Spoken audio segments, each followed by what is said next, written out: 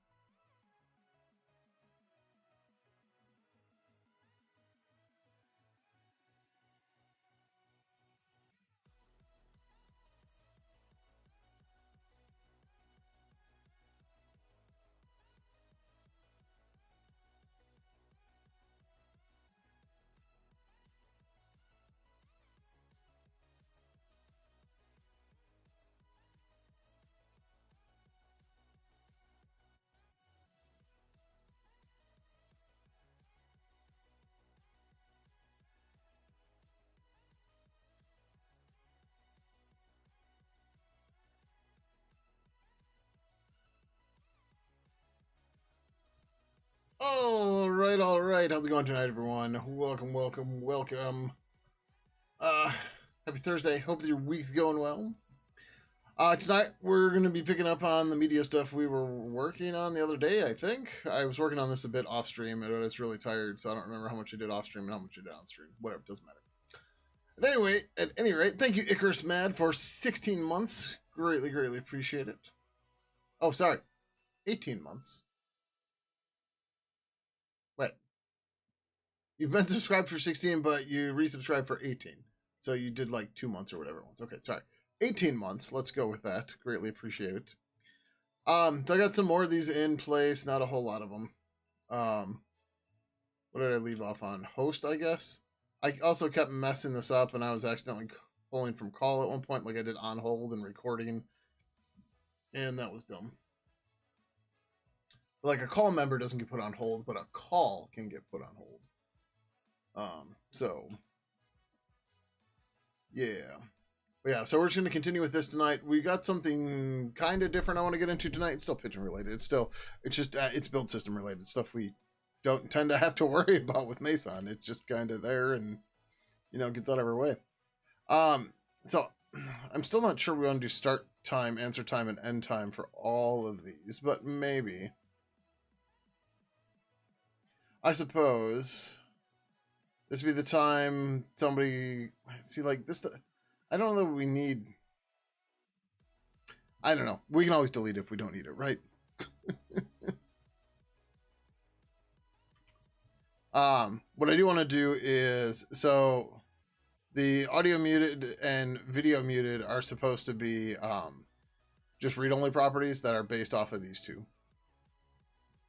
I think. I don't know. I didn't add a note for it. That's a problem. Yeah. Did we put streaming in yet? I think we did. We did not. All right. Let's get streaming in. Yeah. So this is just a lot of busy work. Lots of property stuff. It's kind of annoying. It's kind of even tedious, you might say. But it's okay. It needs to be done.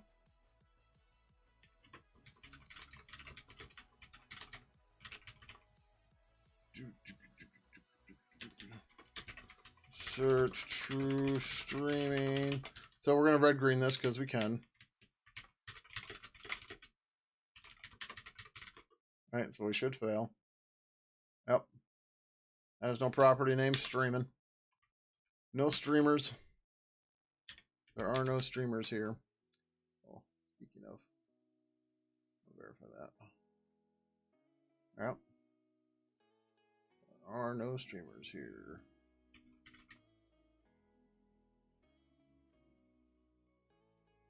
What is this? Oh. Okay. And then, boom, there you go. All right. So speaking, we'll copy loppy. On this one. All right, we're gonna do the same thing for get.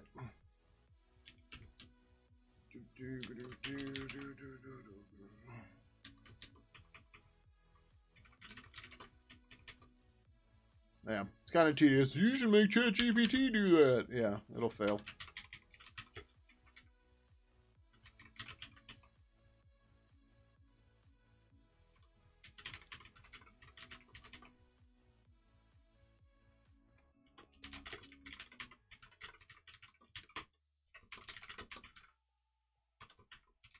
Oh, so I had this.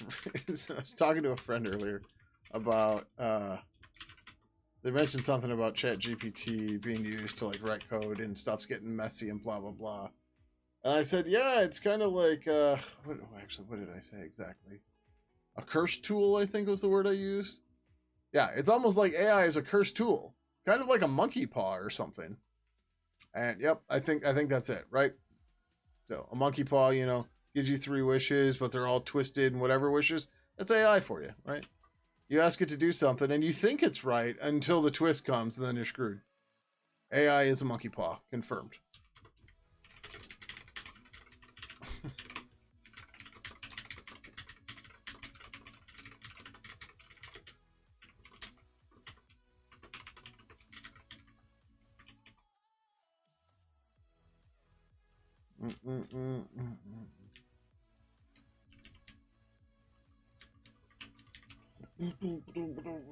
The thing I find funny about that stuff is, like, I don't know. Sometimes I like doing the boring work because I still get to feel productive without getting mentally exhausted. Right? I don't know. Maybe it's a guilty pleasure. I don't know. I don't know why people would give up the easy work. Just bullshit most of the time. GPT, here's the thing. It's probably wrong, but I'll convince you it's right. Yeah. But like my point stands, right? Like why would you give up your easy work, right? Like, oh, I only like to do hard work all the time because I'm a weirdo that likes to bust my ass constantly and doesn't ever like to get a break or get, easy tasks. I'm just gonna give it to AI, and then I can't do shit, and then I'm just gonna be stuck doing all the busy hard stuff all the time. Like, what? Like, that sounds really dumb.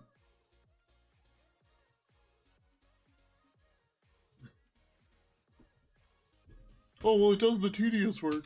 Yeah. Tedious work is great, man.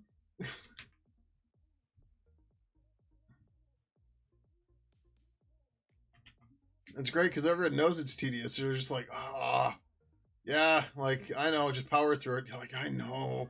Right? So you can milk that shit? Oh, put it through AI. No, stop. Just full stop. Don't do that.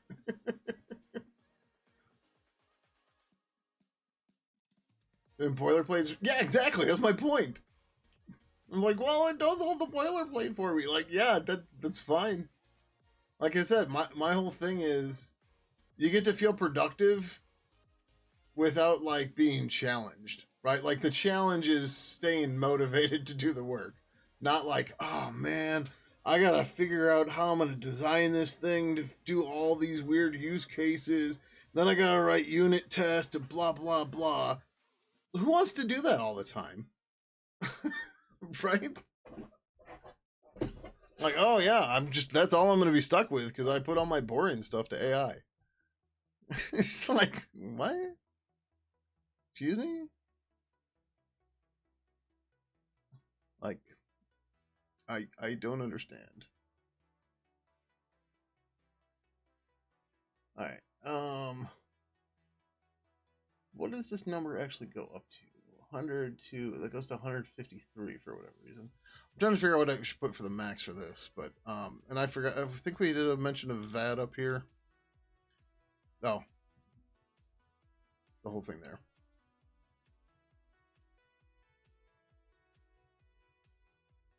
Okay, yeah. So what I want to do here is we want to get the basic types in and a fair amount of the API, and then we're going to write the docs on how all this comes together, the media stuff, and then we'll go from there. I don't think we're going to have anything. Does that actually do anything?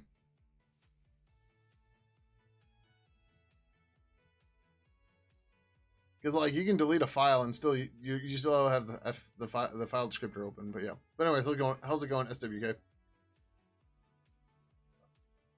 I was just gonna ask you something and I forgot. Not these days. Okay. No. Um. Oh. So we want volume to be boostable. What should be the upper bound? If it's 0 to 100, we want it to be boostable or overdriven. Should the overdrive be like 150?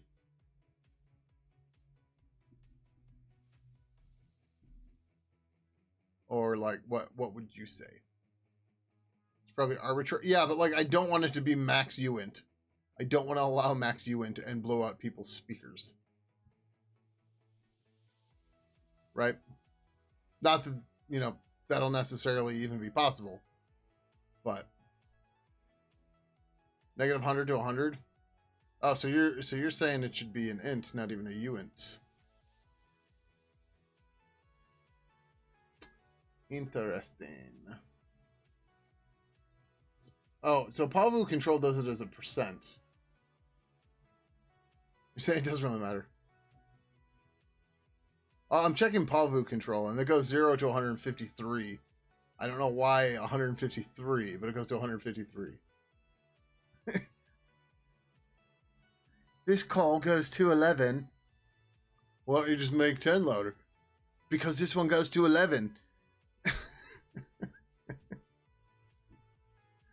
All right, well. We got a minute to think about that. Let's do self-def, self-mute. Oh,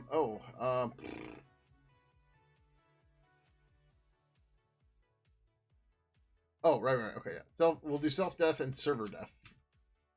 Server def. Yeah. No, I know.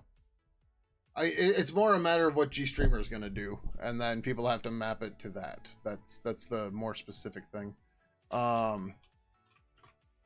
GStreamer audio volume. I don't know, like, yeah. I'm using Windows. What? We talking about me using Windows.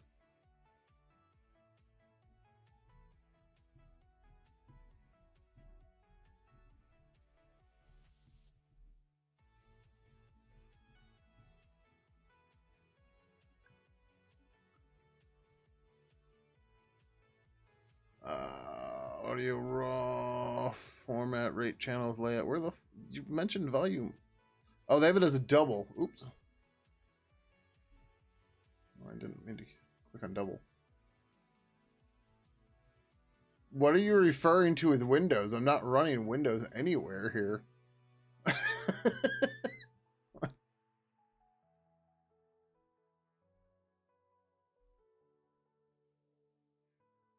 Okay, so this just says 1.0 equals 100%.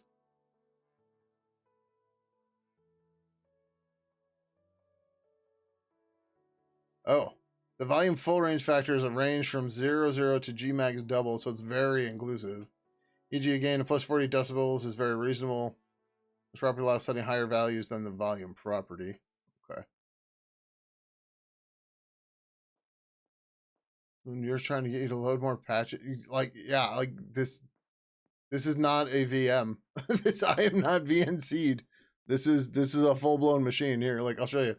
So from another screen, well, whatever, let's make a new terminal. So from another screen, there's a terminal. Oh no, I'm breaking all this shit. You go there. Get rid of this. Like, yep. Like, yeah. There's 2 Windows machines in this house. One of them sitting on a desk in my living room. That's my dev machine that I RDP into. And the other one's in the basement, which is a build agent. There's no other Windows machines here. There's like a million Linux machines. And then I have BSD machines in VMs. But yeah, and then there's a couple Macs. There's 2 Macs as well. About 6 in her shop. Or like...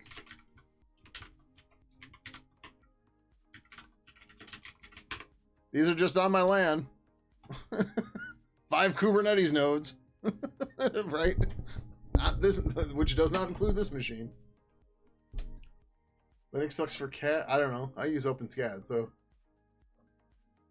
Oh, for machine driving software? I wouldn't say it's necessarily that Linux sucks for it. It's that people don't develop that shit for Linux.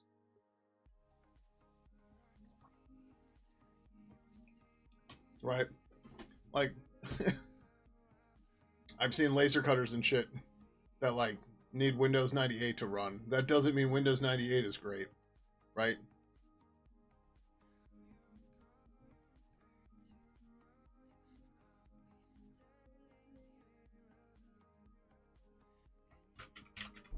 Like, ATMs that still run Windows 98 in 2025 are... There's nothing great about that.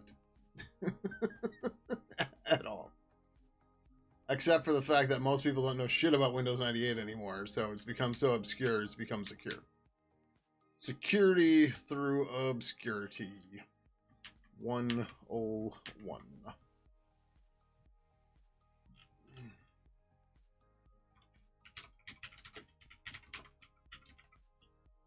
So let's start with this.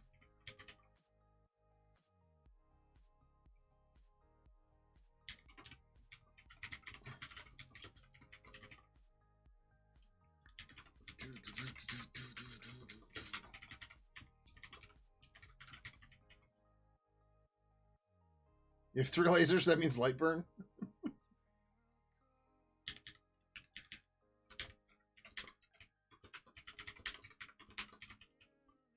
If you get lasers of each color and point them together, does it make white light? Or each primary color? How's it going, Jinxed? Welcome, welcome.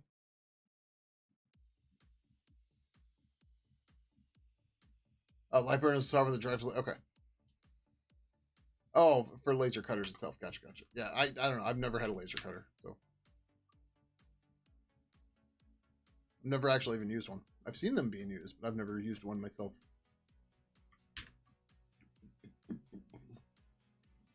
All right. Oh, self-mute. Okay. So many properties for somebody that's in a call. Like, we don't have to do all these at once, but it helps if we do. Keyboard sounds nice. I don't have a link over there, but I can give you one from Twitch. It's a red dragon something something. This is literally the bot message I have for keyboards. Keyboards, like all things, are just a tool, and like, I don't know. If I have a tool that works, I keep using it till it doesn't work anymore.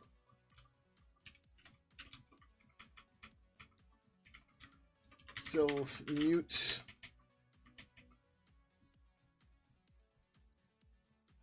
I mean, with the lasers, I have to operate outside of the visible spectrum. Yeah, you should get visible spectrum laser cutters, so you can see what you're cutting. I was gonna try to make a James Bond laser joke and decided not to at the last second, so that's what I came up with.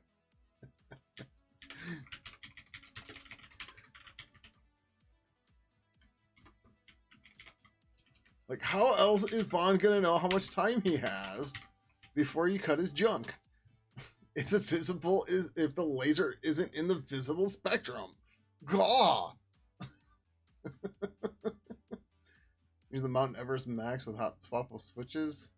Other stuff? Okay. Yeah, I give no shits about keywords. But somebody on YouTube asked what the keyword was, which is why I ran the command. A lot of lasers have collinear visible lasers. Huh.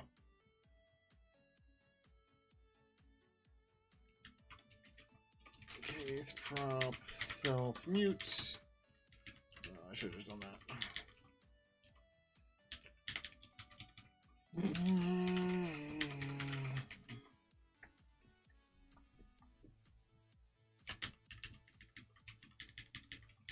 Prop self mute. Set self mute.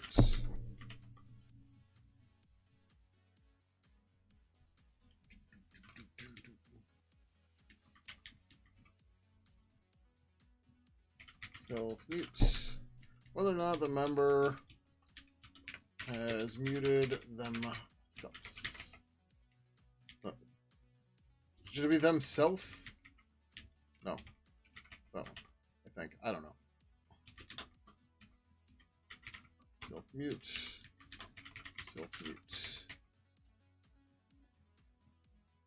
I don't think I really look like Yondu. I mean, I'm not blue and my mohawk's not bright ass red.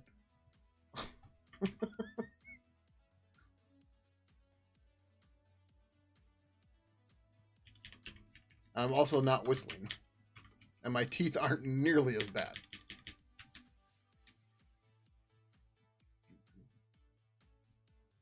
So you can aim at the right origin spot when you set up job. Yeah, that makes sense. Unless you have to get it where you think it goes and puzzle it. Yeah, yeah. There's 3 visible light lasers, 2 for focal length. Okay. Huh. That is some crazy stuff.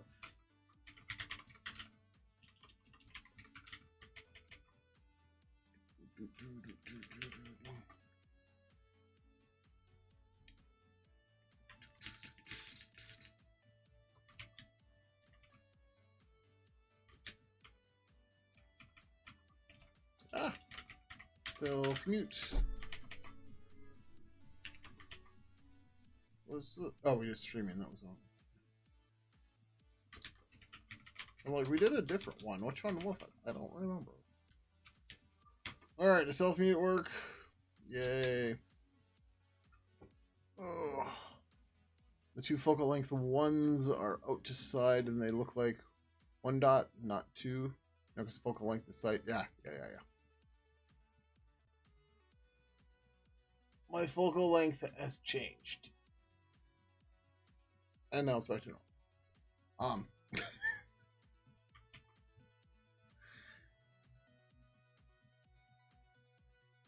Alright. Server mute.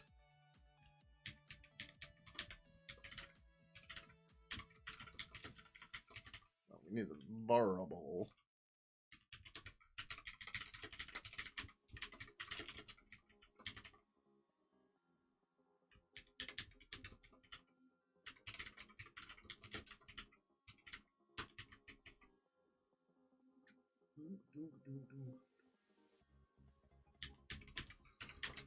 Search. Oh.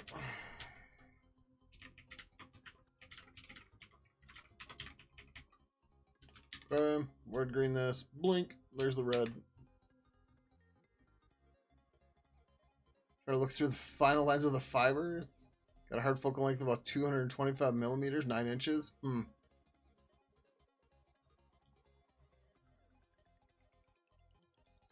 There's a dirty joke in there that I'm not going to repeat.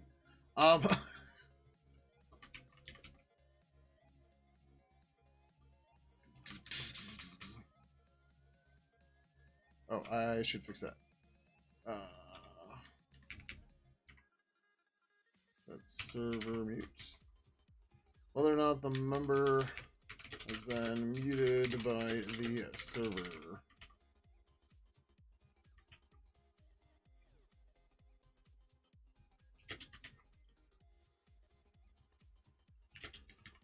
The member has muted themselves.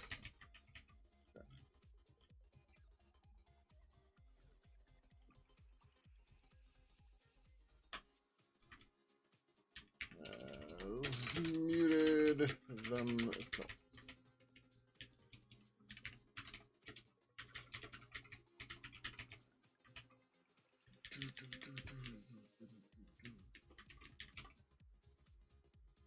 It's server mute that the member has been muted by the server.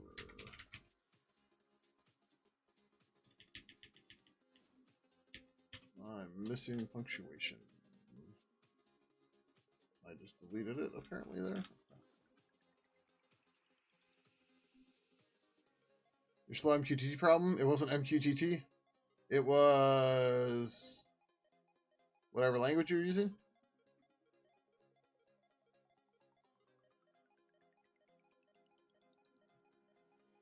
The member has been muted by the server. Is Postgres? Uh-oh. Did Flimboard help you figure it out?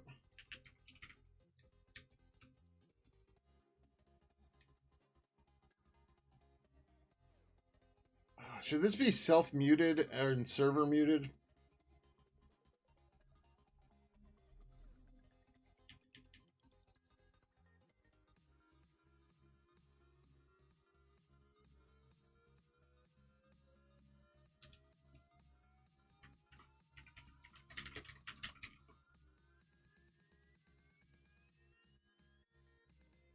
They do volume set mutes. So they had a feature in PG-13 to do an auto vacuum after so many inserts. Okay, you're getting blocked by the auto vacuum. Or not blocked, but filtered to 1,000 inserts to trigger it. You're right, and you're doing many more than that a second, right? Yeah, 50K a second. Yeah. So, what? You're doing 50 auto vacuums per second? Whatever, that's fine.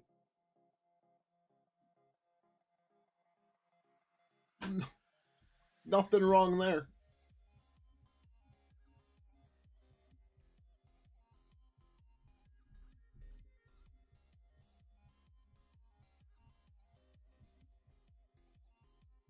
It was sleeping 1 minute between auto vacs? Oh.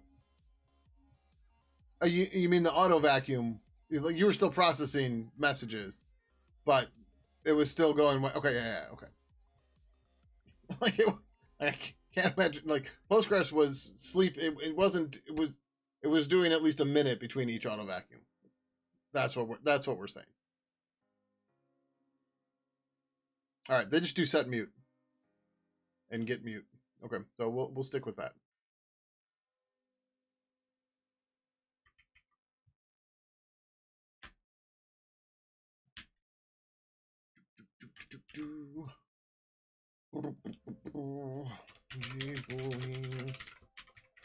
So we're getting to the point here where it might make sense to start packing these just because there's so many of them, right? Then like instead of each one of these requiring a byte of memory, not that we're gonna have calls with thousands of people in them. And even if we had thousands of people, that's only kilobytes, right? Total. So just, Nope. We're not doing flags. We are not doing C-style flags anywhere in our code base ever fucking again. People get so confused by them, and they don't work well. They don't. It's not that they don't work well in languages. It's that people don't understand them, and then you have to walk people through it, and it fucking sucks. Now, what we might do is consider doing this everywhere. All right, hold on, let me do it this way.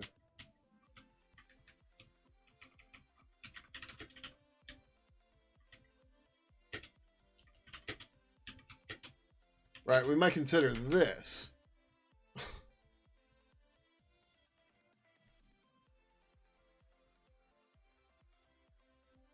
But we're not doing flags.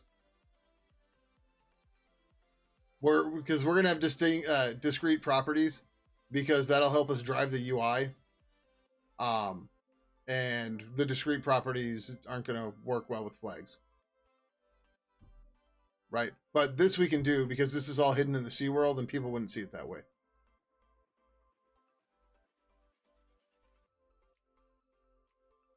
I'm not mixing up. I'm not going to translate it, because then you're doing two complement bullshit and everyone's getting fucking confused. And just no. No.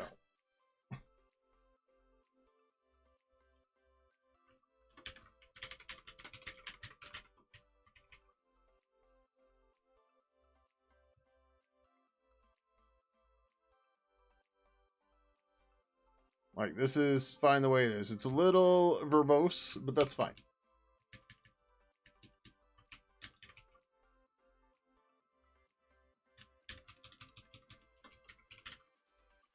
Like the voice and video API from Pidgin 2, from Purple 2,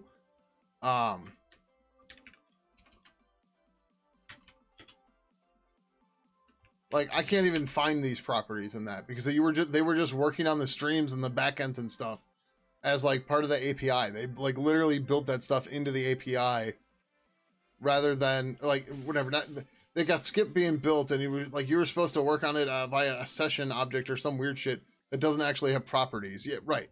And it's just so there's a lot of things we've learned over time with our code base. Is the more complicated you make things, even if it's something like a flag enum or something, the steeper the learning curve is. And like we don't have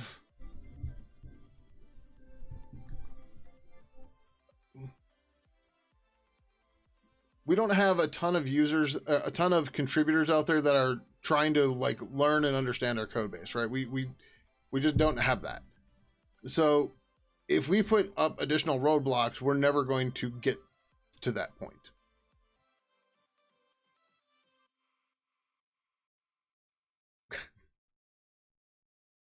Why don't you ask your team to use bit flags? The ones you keep complaining about. Okay. Well, it sounds like everything you say sounds like they need to go back to coding 101. But you're saying that flags are in coding 101.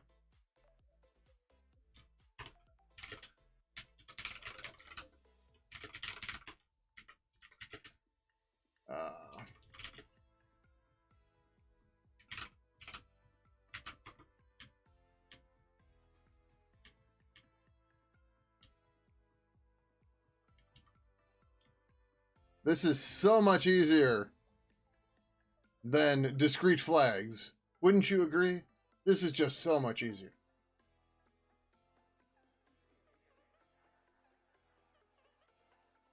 Right, I said we might do that because that'll be hidden in the C flight. Okay, this is what I thought you were talking about. Right? Because I literally went and did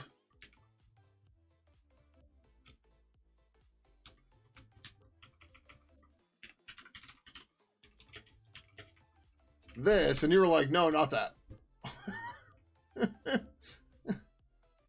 Like, this we might consider doing. We've done this in a few other places. Right now, we don't necessarily need to do this, but we might, right?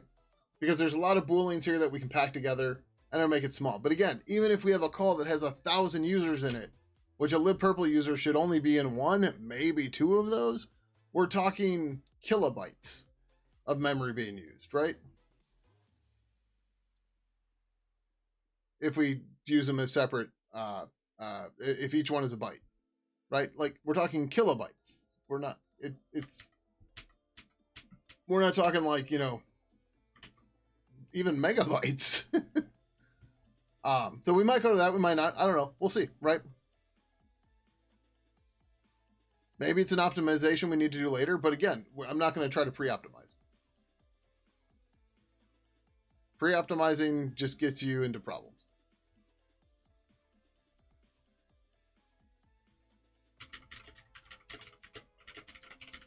Don't paste code here.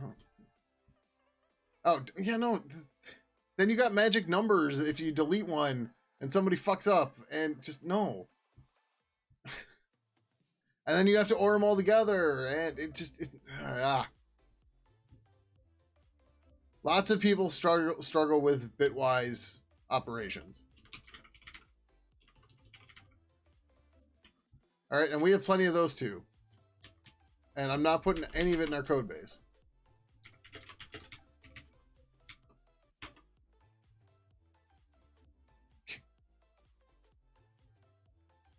What is magic OX001F and why is it 2 bytes when it could be 1?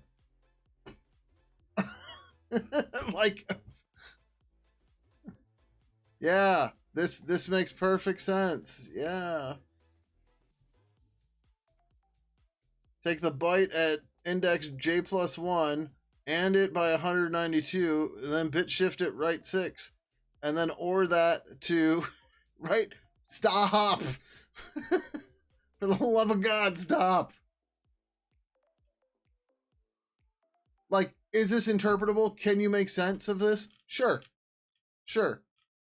But also don't. Okay, here. Jabber invisible server, Jabber invisible buddy. Sub pending, sub to, sub from, sub remove. Why is this just not a fucking enum? On both sides, right?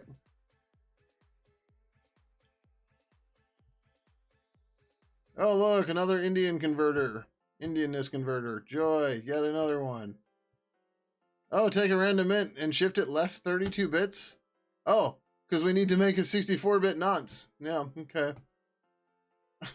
Like, this is just... Oh, NT-landman hashing. Why the fuck we have code for that? I don't know. But we do. Like, again, Jabber capabilities. Bitwise flag. Great. Thanks. Oh, that looks like fun.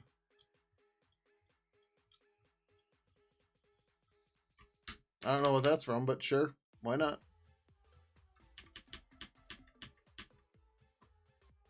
Here's the media caps.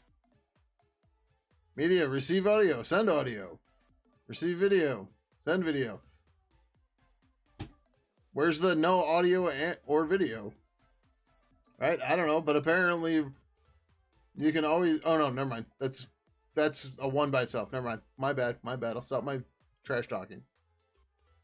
It does look like... Oh, it's a fuzzing... It's a fuzzer input.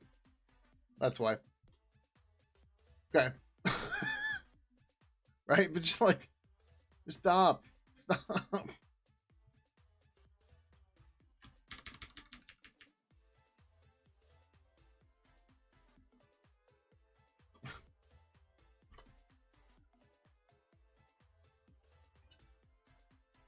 Just check if it has the V-Funk.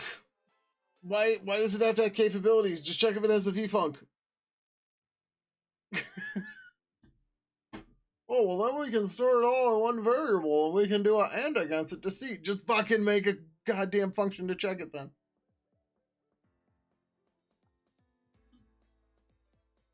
Now the question is, did I write this code when I wrote the Cypher API? I don't know.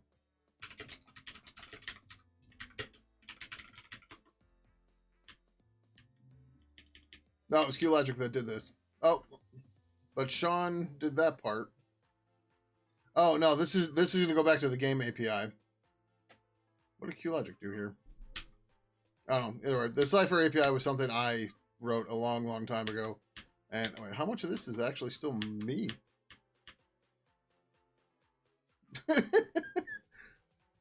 Oh, I got that blank line there.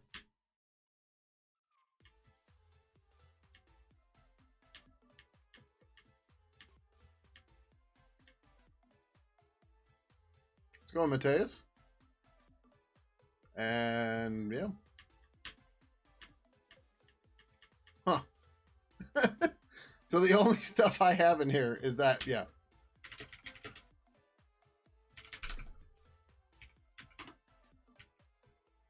So when Sean renamed it, apparently I haven't touched it since that, and basically everybody else had touched the shit out of this. This is the Pidgin 2 branch. Oh, I have some random cleanups there. Wait a minute, QLogic. Sure. Or not. But yeah, like we could go back to the game version of this, but whatever, yeah. We went through many iterations of that API. Don't even try to. Oh, was that a commit message or something that I missed?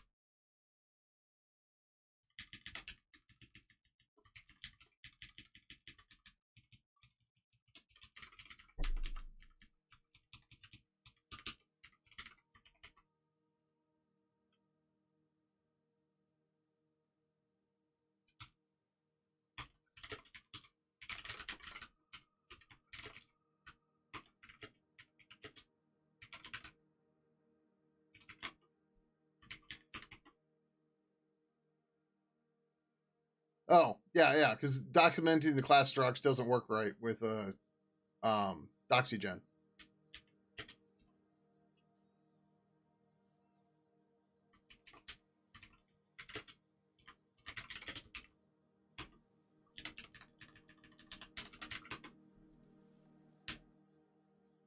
Or okay, no, it's these ones, right? So this doesn't show up in the docs. So there's just no reason for it to be there. Right, we do the same thing in Pidgin 3 now too. The class structures don't show up in the docs. They show up as a different. They show up via the dispatcher functions, and that's where the docs come from. So we just delete them because they're just fucking worthless code that nobody ever sees. Yeah, but the thing is, like, I didn't say why we don't even try to document them, but we don't because this never shows up in there, right? So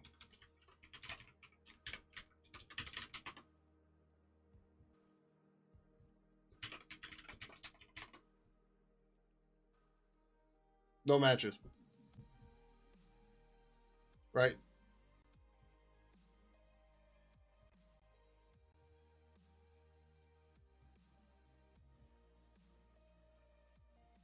Purple Cipher Ops. I don't know why Purple Cipher's not even here either, but whatever. Like it doesn't show up in the doc, so the comment is just worthless. Some great, yes. That's actually in the Pidgin 2 code for sure, certain. I don't think it's in Pidgin 3.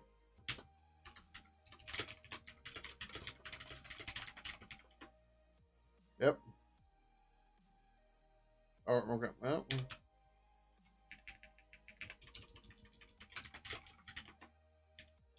Maybe it used to be. There's gonna be some extra Lukes here because Luke's sure.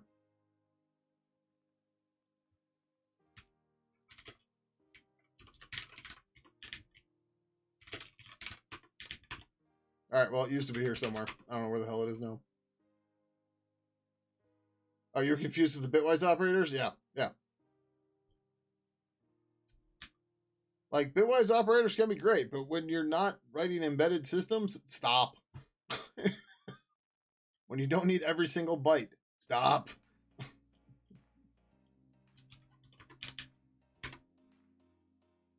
Like, can you do it? Can you make sense of it? Sure. What the hell did I type there? What file? Okay. 302.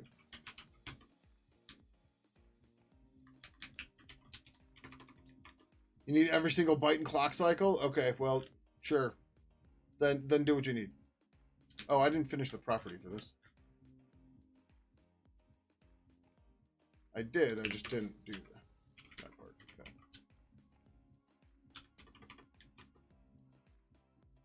I need every single clock cycle of my Epic 12 machine with 3,000 cores and 20 petabytes of memory.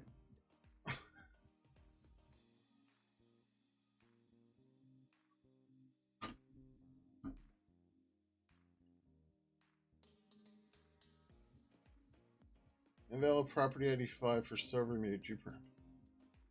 What? The hell did I fuck up here? Oh, I missed it here.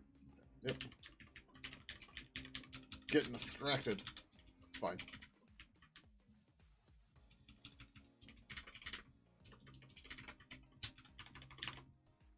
Live unit test. We're load testing things today with a production fire hose from one point of presence. You had to abort because the NVMe cache disk filled up. Oh boy, that's no good. I didn't implement the set method. Oh yeah, look at that. Yay, unit test, catching my mistakes.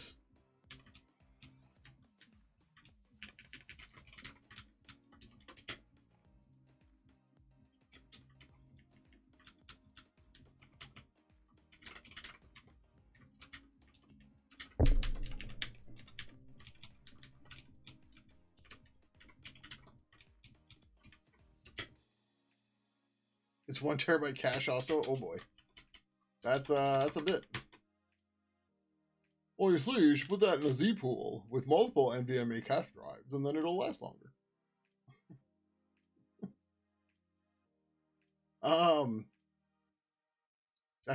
Did I not implement the Git either? Jesus. Wow. Okay.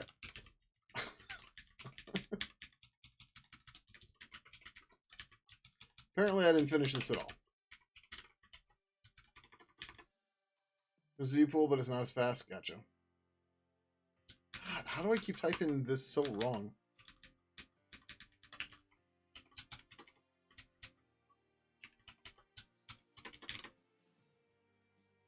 Yay, now we pass.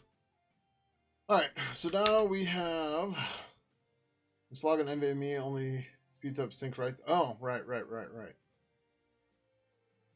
Huh. Well, clearly you need to have RAID Z3.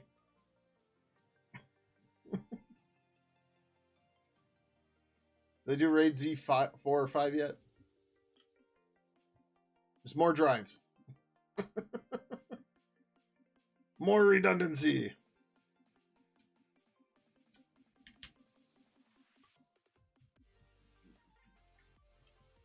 We're gonna skip the not composite. What do we want to call them? The properties that'll check if the user's just muted in general, right? But yeah, we've got to do self-def. Assert true self-def.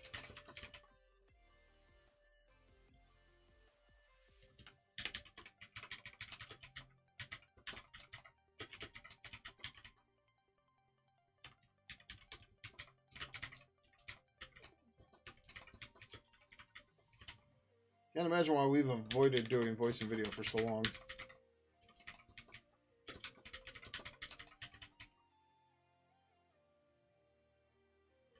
Okay. Unit test will fail.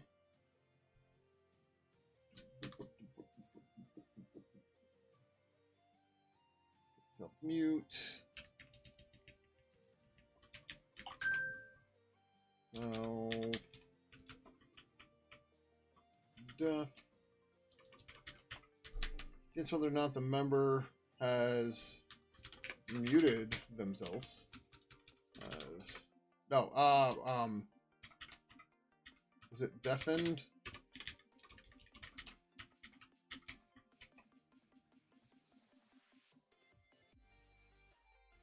Yeah.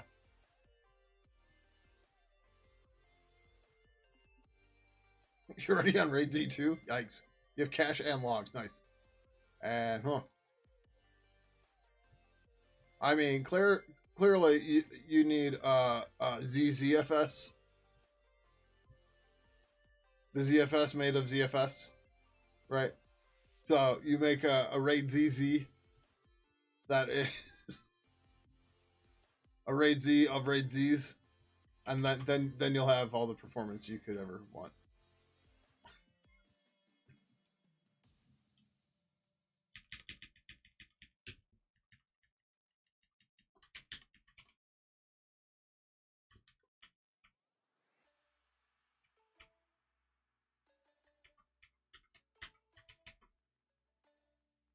New self-def state. Whether or not the member has deafened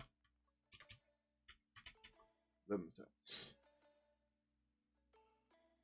To be fair, I did just rewatch Rick and Morty, and the whole what do they call them?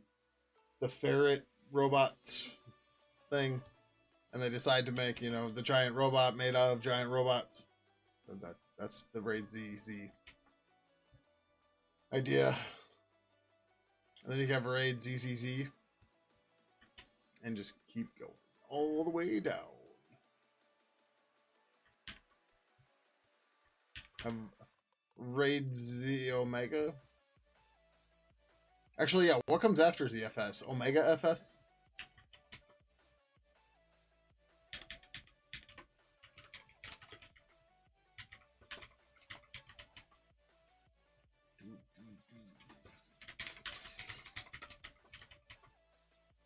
Got a 1.1 petabyte of RAID Z2 with mirrored slog and striped L2 arc. Jesus.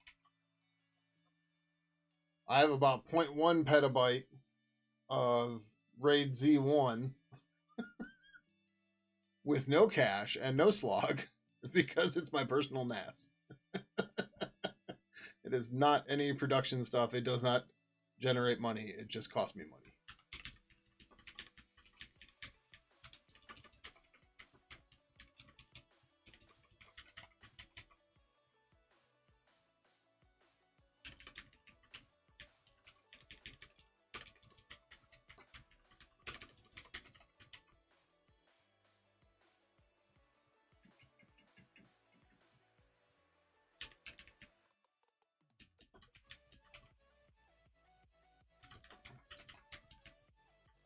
As defend themselves.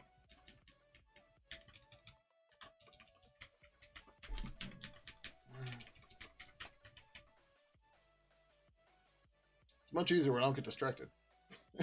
Pay attention to what I'm doing. I think it's just more of the letting myself get distracted.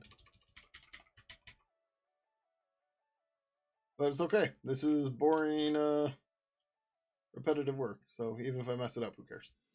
Because we will fix it. ZFS is nice, but spinning Rust, even with SAS drives, is still slow. Yeah, my NAS is SAS. It's fast enough for me, but I mean, if you're... I'm obviously not IO bound.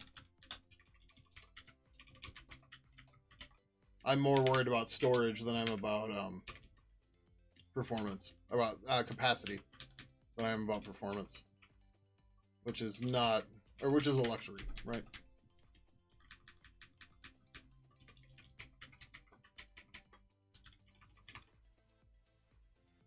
Yay! We haven't done this in a minute.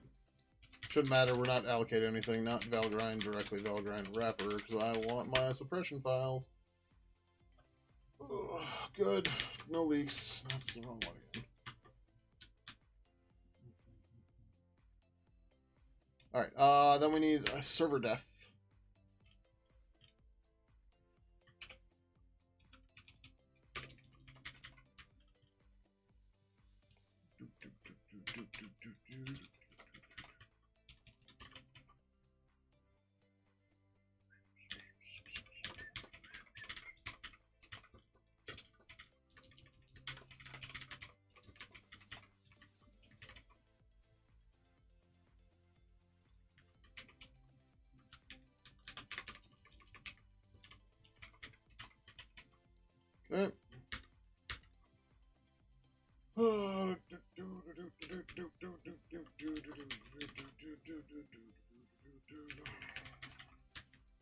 New server def states whether or not the unit has been deafened by the server.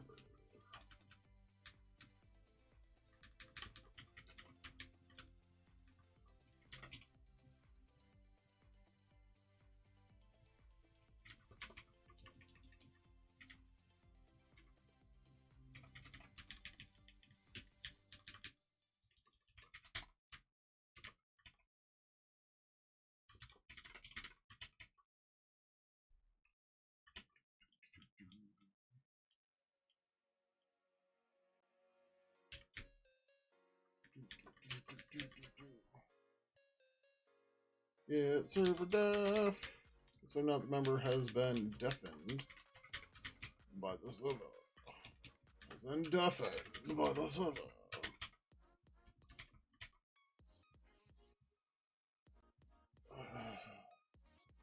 BCD? What about ABCD? Sorry, that was so lame. Oh, binary code decimal. Yeah, fuck that. Don't you mean binary code decimal?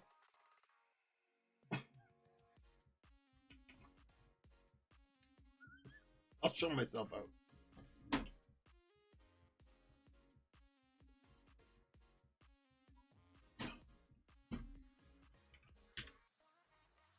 Yes, I know. Well, I don't know what it stands for, but I know that's the protocol for the piston,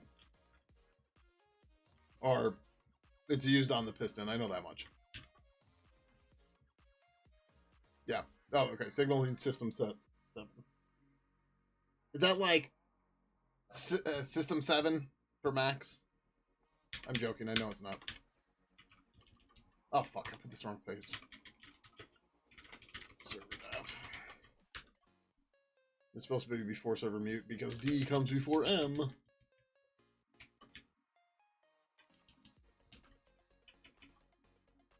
Where's the get? Where's the set? Set self def. Server mute. Server def. Okay. Now alphabetize. I didn't mean to close. When they encode phone numbers, they bitpack them as BCD. But why? So you use 3 bits for each digit, right? Or no. They probably overlap. No, you use like 2.5.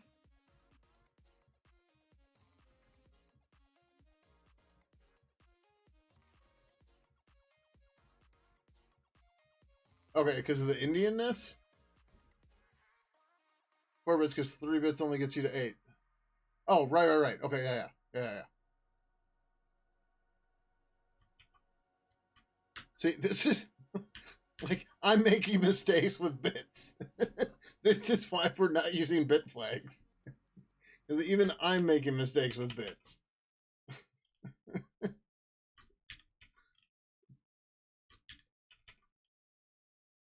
Like, not that there's anything wrong with doing bitwise operations. The problem is nobody does it often enough to be well versed in it. And they fuck with the Indianness too? Yeah, Jesus. That's, yeah. But no, so anyways, they could do 3.5 bits, right? No, what am I talking about? 3.5 bits. I'm thinking bytes. Ugh. This is why we're not doing bit packing in our code anymore. Because nobody talks about bits unless you absolutely need them.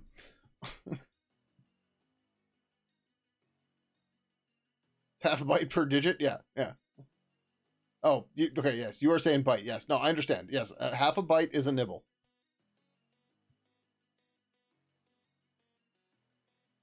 On a machine that has 8-bit bytes.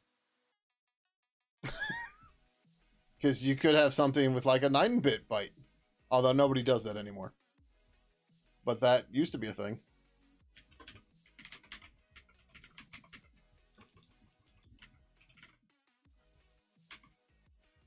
I mean, there's stuff that had like 31-bit machines, 24-bit machines, and other weird shit like that.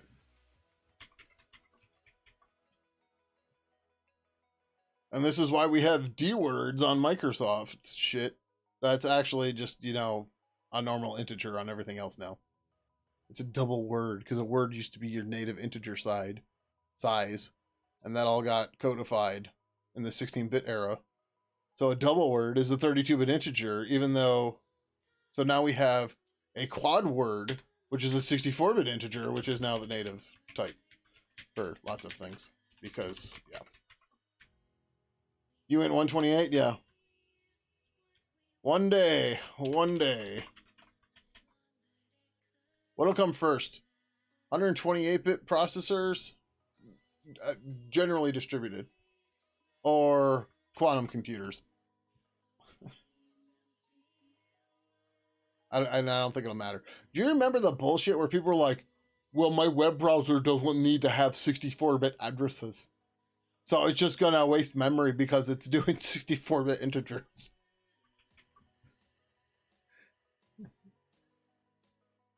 Are they doing it on GPUs? I don't know. I don't pay attention to hardware at all anymore.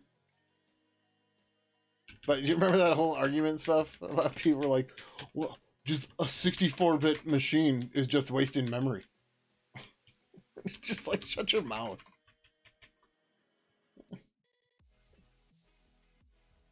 Like, of all the things to care about, yikes.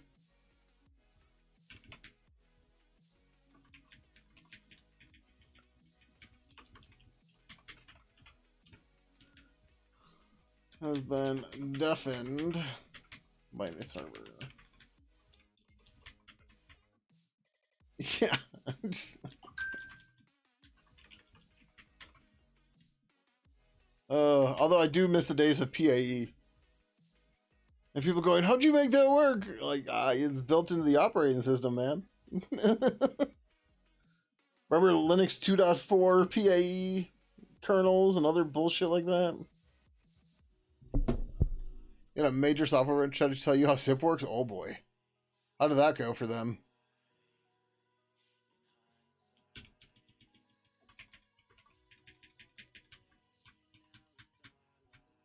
Oh, that's too much. Too much. It didn't go well. Yeah. I'm sorry. Was that not clear? Was my question not clearly sarcastic? I covered the wrong thing. Damn it.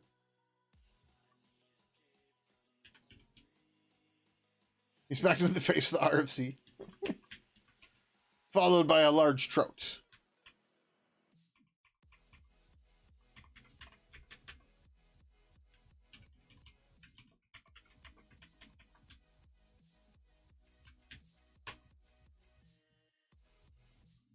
Most undocumented part is kernel traffic control. Trying to work on path or MQ cake, multi-queue, cake. Go. Self-net. Yep. There's a lot of that kind of shit in all sorts of programs.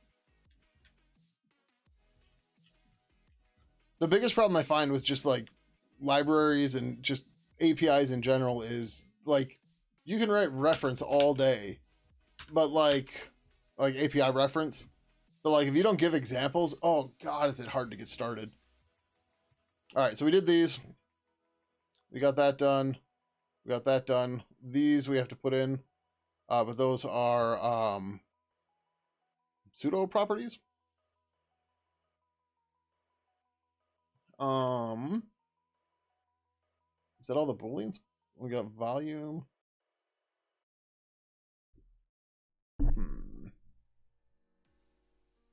Give me example code, or at least point me to someone easier to lip. Yeah, exactly. And that's something we're really struggling with Pidgin 3. We've got a lot of example code, but or I shouldn't say example code. We have a lot of implementation code, but not a lot of like, hey, this is how it works. This is how this comes together. This is why we did this. Right? We don't have a lot of that. That's a problem. So I didn't put the application stuff in yet. I'm not sure how we're gonna do that yet. All right, then we got all the date times. All right, so let's see, how many ints do we got here?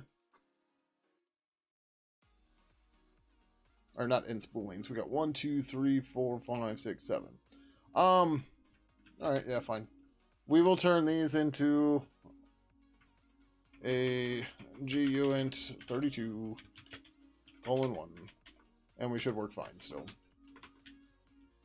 Apparently I hit Control S there. Oh, well, shit. We weren't leaking memory a minute ago, right? Let's just rule this out. This shouldn't be the problem, but... Fuck. How did we just start leaking memory?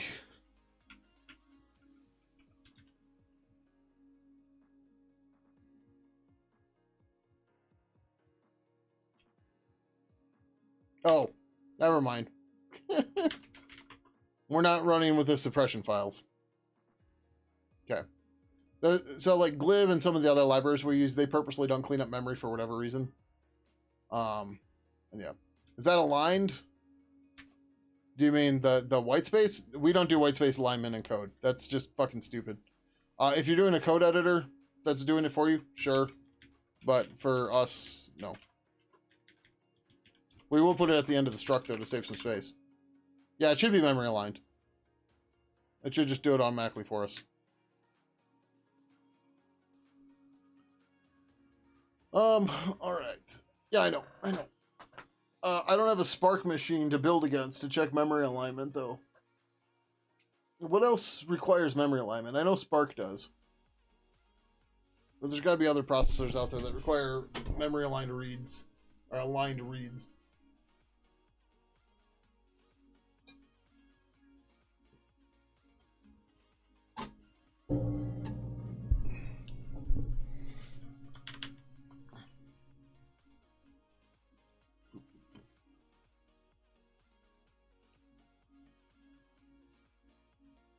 Alright. Let's start with the time. Or let's do volume first. What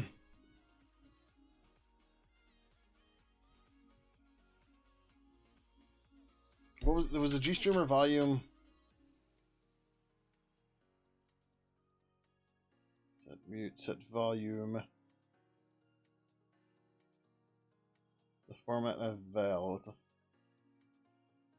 Linear, cubic.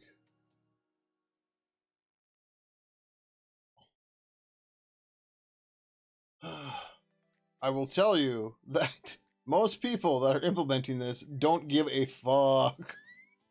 And they're going to use this.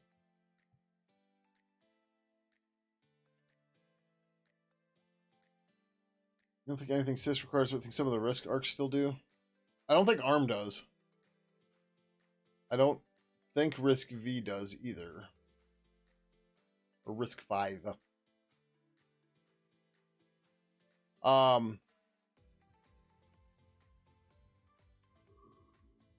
Let's assume volume is... Well, okay, that's a double because it's to 1.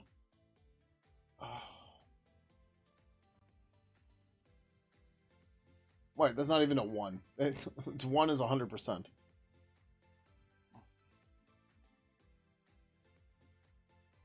That's fine. Who gives a shit?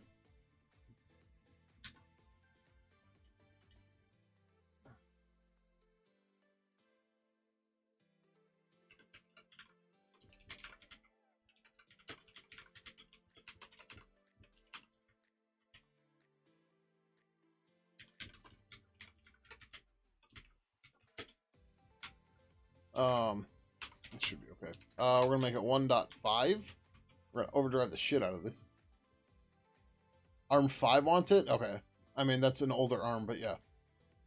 So, whatever. Volume. Oh, Jesus. We don't have a G-assert compare double, do we? Nope. So we are just going to G-assert true volume equals 1.5. Knowing that appears it was fixed? Yeah. That's not surprising.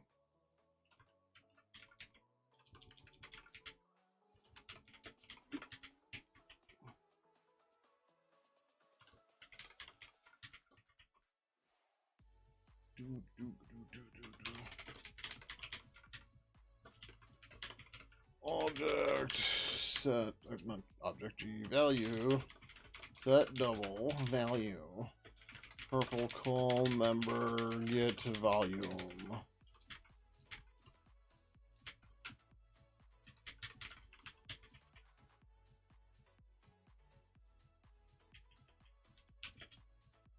Huh. Oh, it's got the extra word. Okay, I was like, why did this end up being the same? Like, I'm very confused. Very, very confused.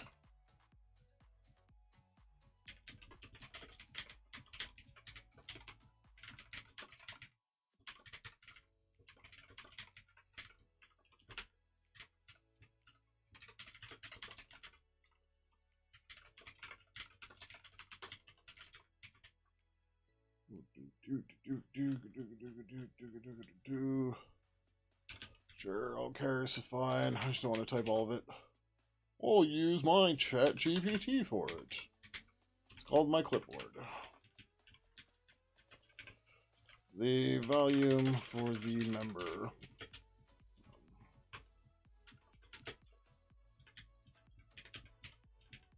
1.0 would be 100%.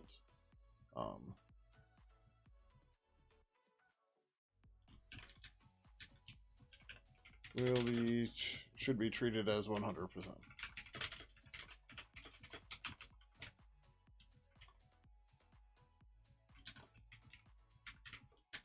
Param spec double. I gotta double check parameters, but it's fine. Param spec double. Min max default. Yep.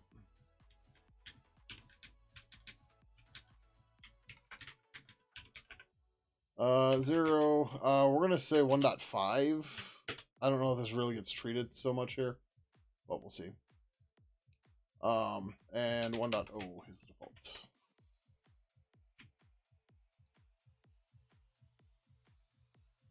Yeah.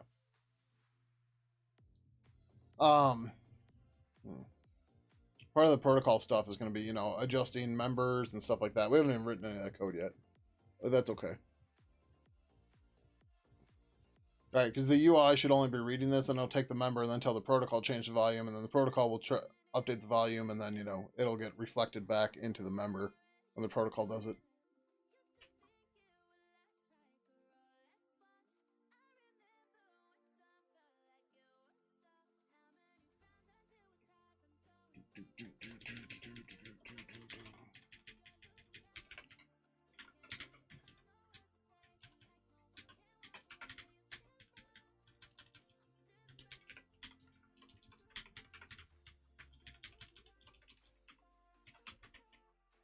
All right, let's look.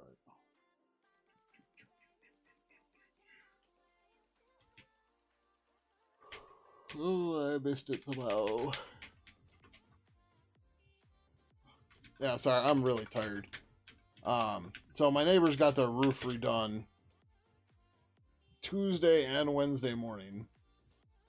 And the roofers started before 8 a.m., which doesn't really matter because I'm not even remotely up by 8 a.m. every day. I'm generally not awake until 10 a.m., but needless to say, I have not slept for shit for the past couple days. And I ended up going to bed real early last night, didn't actually fall asleep for a while, but then I woke up at 9 in the morning, which is earlier than I should be. And I am fucking wrecked.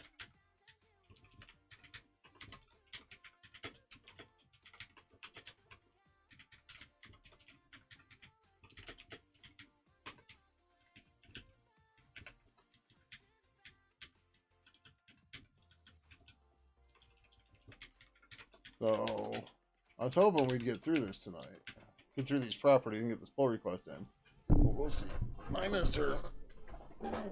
Mister's later. I don't have OBS up. I can't. Oh, jeez. I haven't done anything here.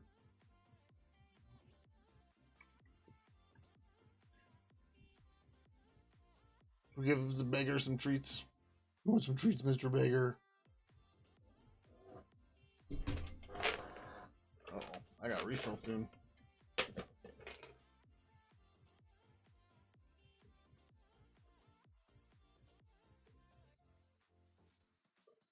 what you're looking for? It's like, how do they get in my bowl?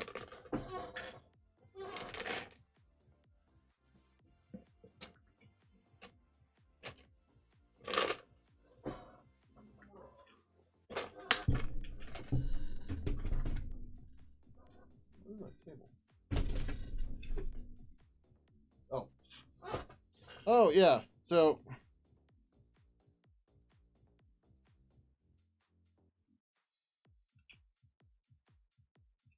I got one of these, but I didn't know how to read the SIM card. I was trying to read a SIM card I had, and I don't know what software I need to read SIM cards, but I could not figure it out. For some reason, I thought it would show up as like storage, and that is not the case.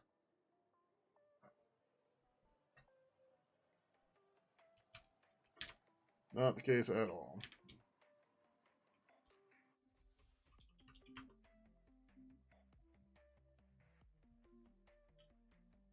Oh, yeah, I didn't put the damn header files in it.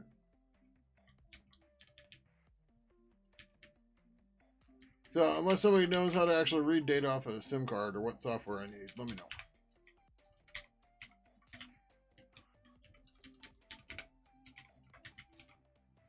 Scuzzy I am. Search SCSI.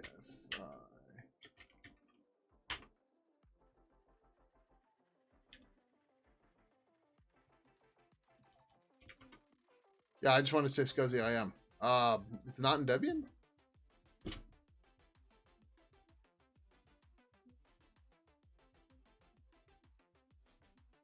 Then why isn't it in Debian?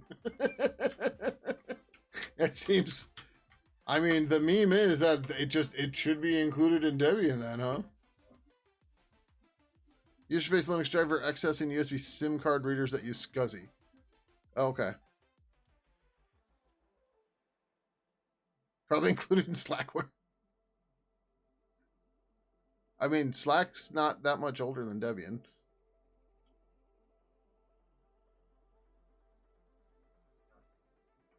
I think this thing was in Plan 9. No. Cool. Either way, I'll check that out later. What, Slackware? 32 use flags in Gen 2.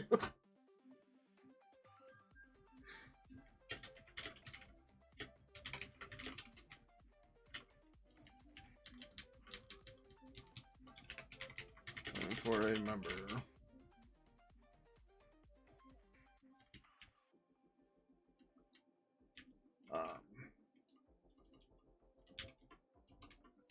Value of 1.0 should be treated as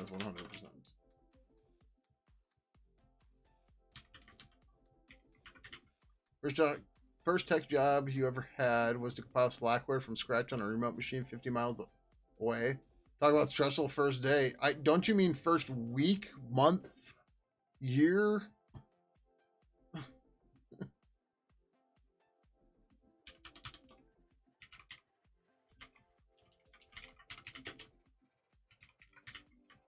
Slack takes a while to compile, is what I'm trying to say.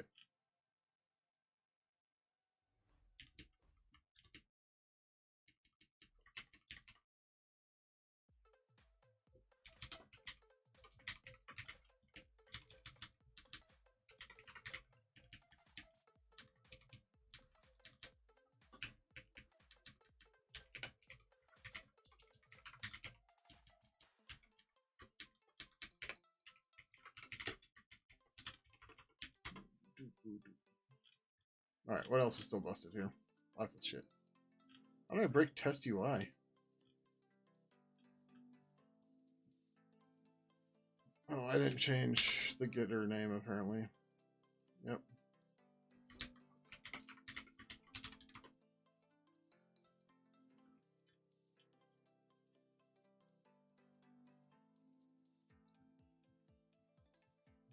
What are you talking about? Floating point. There shouldn't be any floating point here.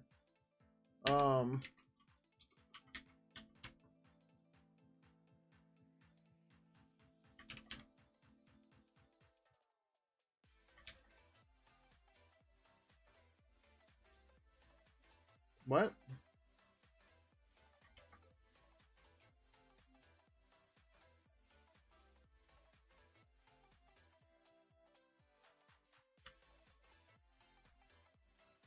You probably mentally blocked it out. Fair. Fair. Fun games until you're using. I remember what distro for a corp mail server in the 90s. Went to upgrade the kernel, but I needed a newer libc. Oof.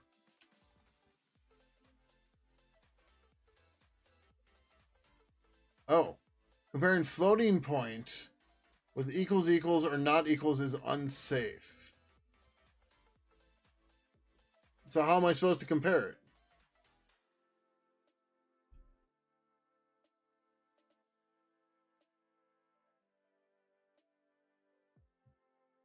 Yeah, yeah, that's fair. That's fair. Package managers are nice.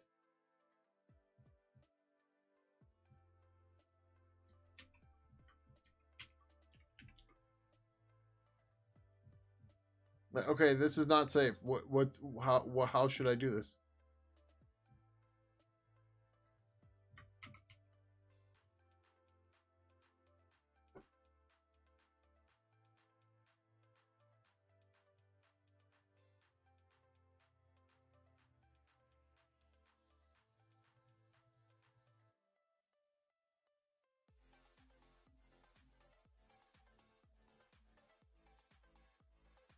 Anyone? Bueller?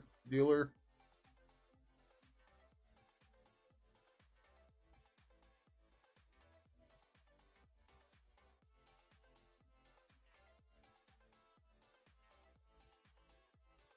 There's some garbage C++ template example.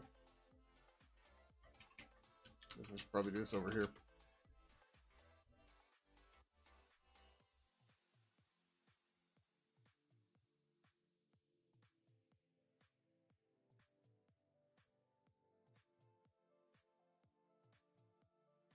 Mm-hmm. Mm-hmm. Mm-hmm.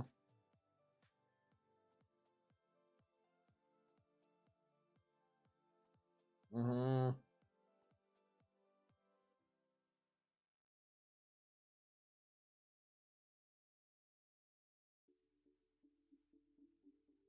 Is that actually a thing?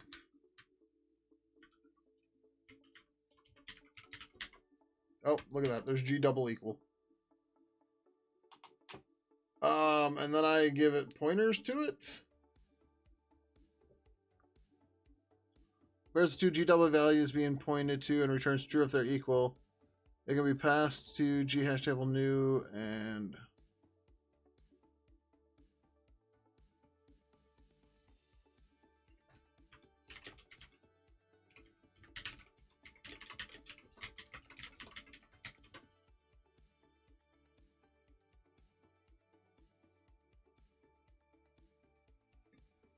no examples of it.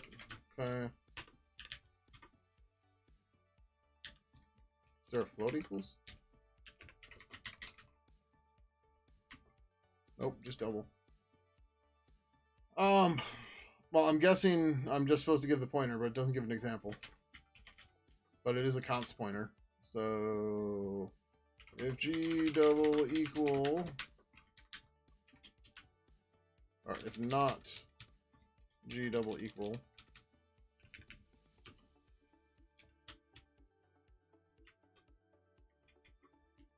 okay.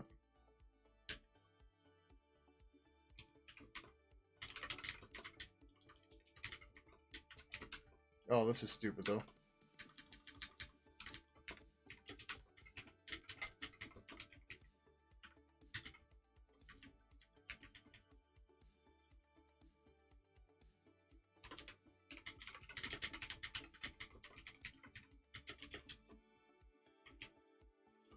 Well, I think I said to 1.0. No, I said to 1.5.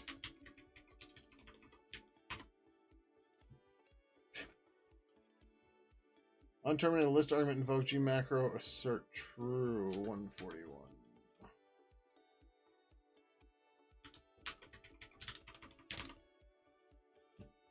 Okay. Today I learned. Yeah, I realized it's a rounding error is a problem with it.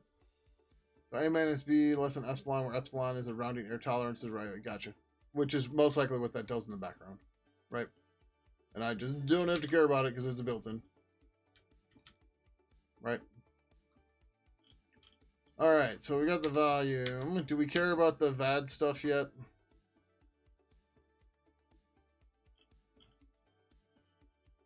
Like, I mean, we can put it there. It seems like it might be overkill to do it right now.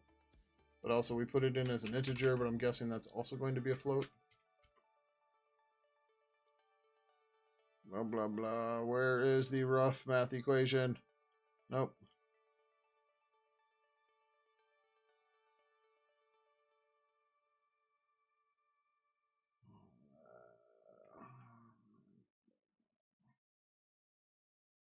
Whatever. There should probably be a double, right?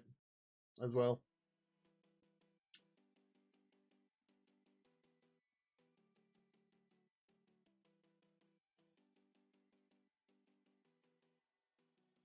Like, great. Applications, cool. Yep. Mm-hmm.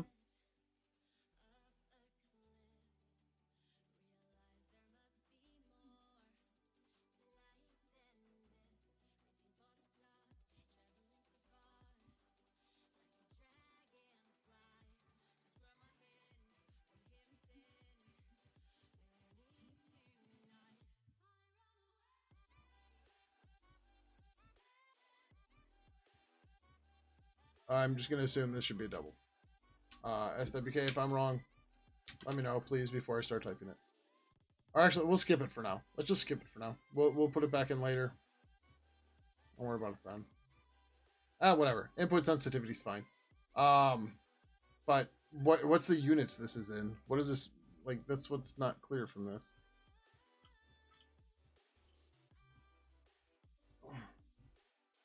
Detection of presence or absence of human speech, using speech processing. The main uses VADR and speaker diarization, speech coding, and speech recognition. To facilitate speech processing can also be used to deactivate some process during non-speech of an audio session. You can avoid unnecessary coding transmission of silence, packets, and voice over internet. Blah blah blah. VAD is first get blah. There may be first be a noise reduction stage, voice spectral subtraction. I think it depends on the codec that we're using, right?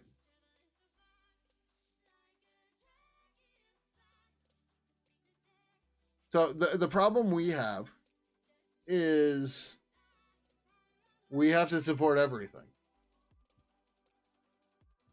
right? But okay, great. So maybe somebody's using Pulse. Maybe somebody's using whatever a direct media or something on Windows. Whatever the fuck there is on Mac. I don't know, right? I don't know what your input device is. Right? And all of those could be completely different. So we need to find something that's kind of standard.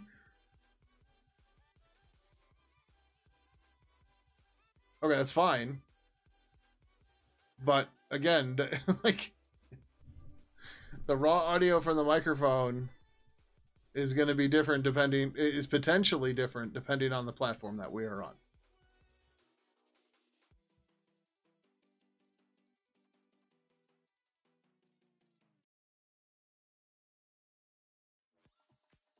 Okay.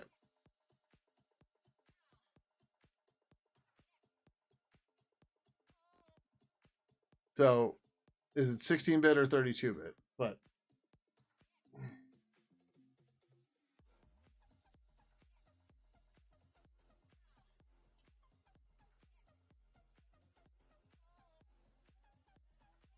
okay. But so something like G711 to M4A would, right?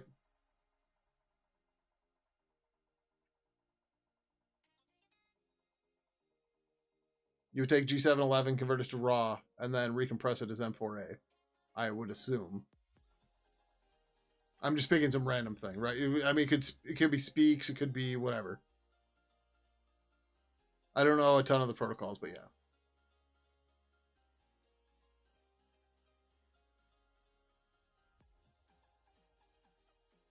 But okay, so what are we what are the units we're measuring here, or what is it?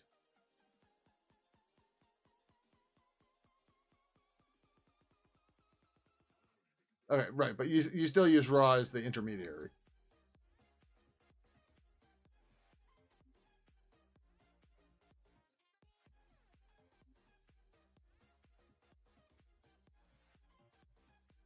Yeah, well, we shouldn't have to do much of it. We just need to put the pieces here. But so, like, what am I?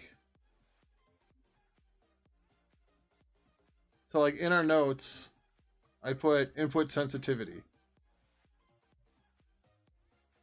Great. Like that means what? Is this decibels? Is this uh, something else? I don't know. I don't know. I don't even know what the other units are. Like, what the fuck do I put in the doc comment for this? That's what I'm trying to figure out.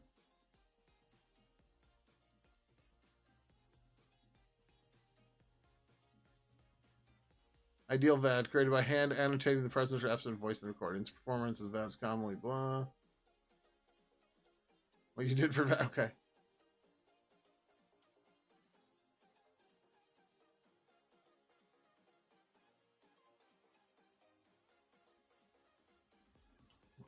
Let's go back to.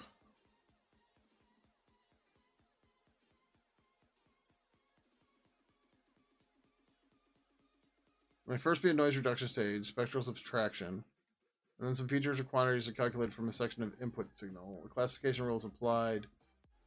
Classify the section of speech or non-speech. Often this classification rule finds when value exceeds a certain threshold. Maybe some feedback in the sequence in which the VAD decision is used to improve the noise estimate, the noise reduction stage, or to adaptively vary the thresholds. Feedback operations improve the VAD performance in non-stationary noises. Okay. So, like, number one, you were the one that recommended this, which is fine, right? Because we technically have something like this in Pidgin 2, even, right? So, on the new account window, if I select an XMPP account or something that has voice and video, or we have silence suppression, which I think is kind of the opposite. Basically, so you don't transmit when you're not saying anything. I don't know how this works though, because all the voice and video stuff here, just like I said, it's very very low level, which is not ideal for many people to implement. Independently from the choice of a VAD algorithm, a compromise must be made between having a voice detected as noise or noise detected as voice. Between false positive and false negative. A VAD operating in a mobile phone must be able to detect speech in the presence of a range of very diverse types of acoustic background noises. In these difficult detection conditions, it is often preferable that a VAD should fail safe, indicating speech detected when the decision is in doubt, to lower the chance of losing speech segments. The biggest difficulty is the detection of speech in this environment is very low signal to noise ratio that are encountered. It may be impossible to distinguish between speech and noise using simple level detection techniques, when parts of the speech utterance are buried below the noise.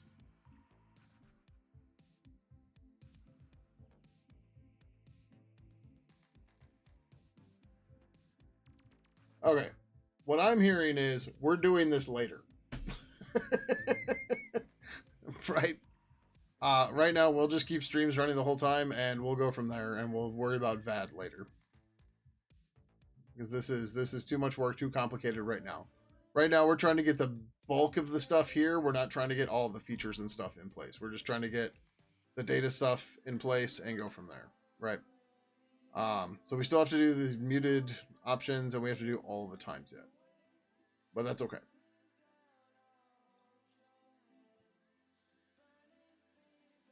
So let's build these ones real quick.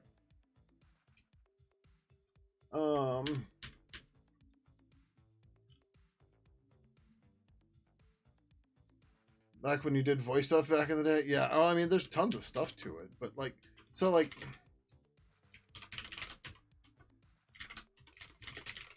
purple. What do we call it? Silent suppression.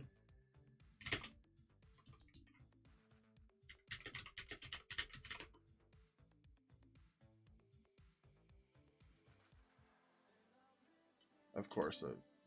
Yeah. So, media, vibe, backend. I almost said free switch 2. This is far stream 2. So there's a silence threshold.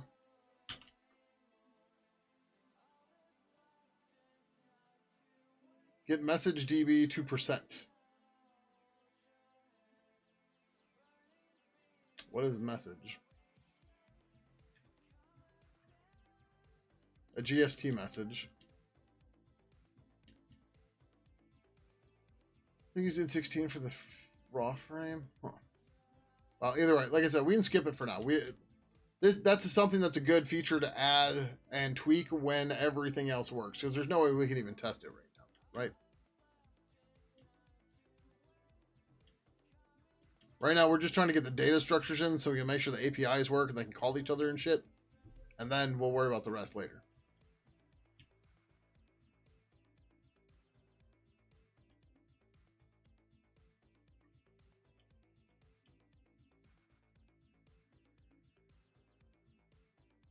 Yeah, like...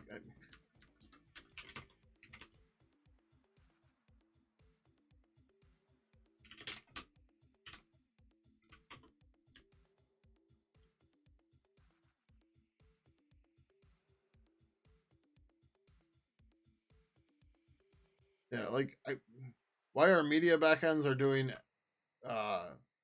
SDPs, DSP, no, SDPs and everything, right? I don't know why I can never remember if it's SDP or DSP, but it's SDP.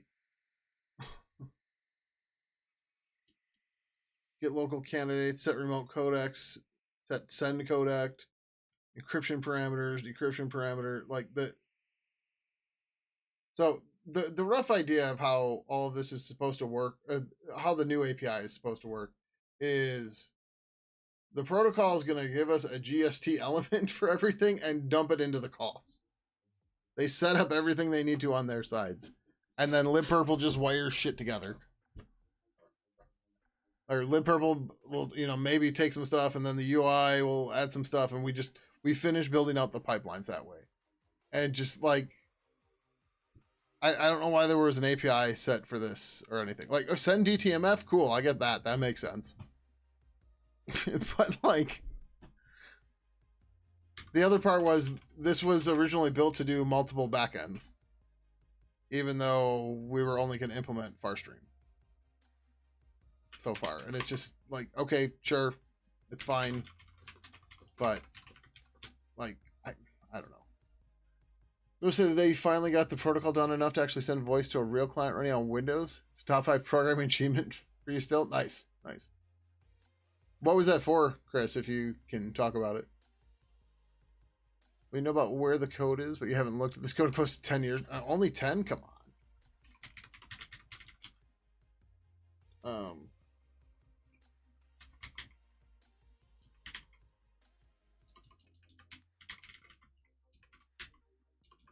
I will say audio muted.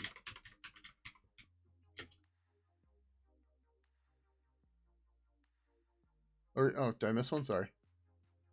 Oh, it's like 15 years ago when I did, we reverse engineered Ventrilo because the dev who made it refused to release a Linux client. Then better things came out and the project disappeared. Yeah, I remember Ventrilo being very big back in the day. Didn't somebody do it for Purple? I thought they did.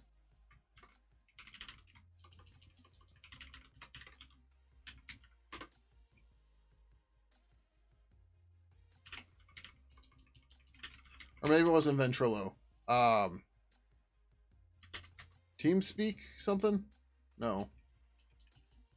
TeamSpeak was the other one. I think there was a TeamSpeak. Pidgin, TeamSpeak.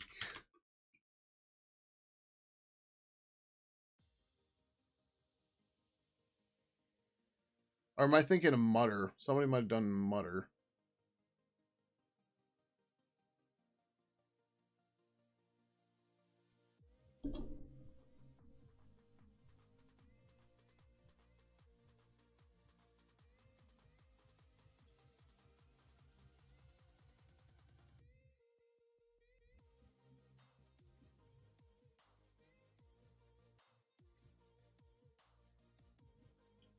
This doesn't look shady at all.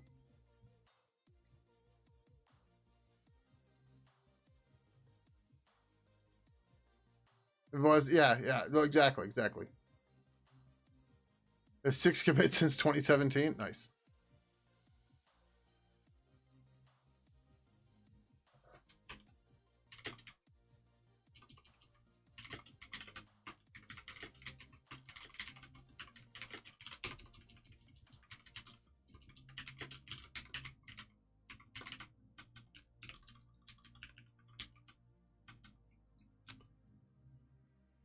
What the fuck did this download to?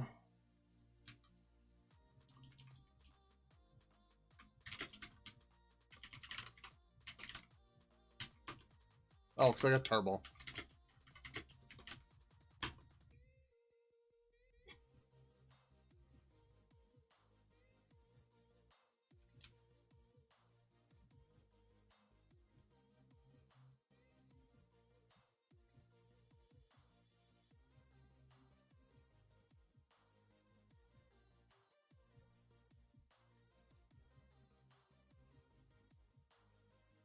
It's first conference code. We started reading that back in like 2005. Yeah. Oh man, this just.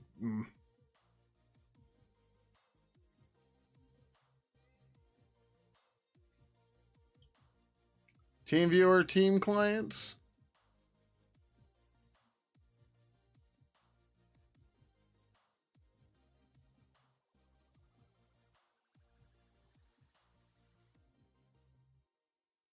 Like, what is this doing even?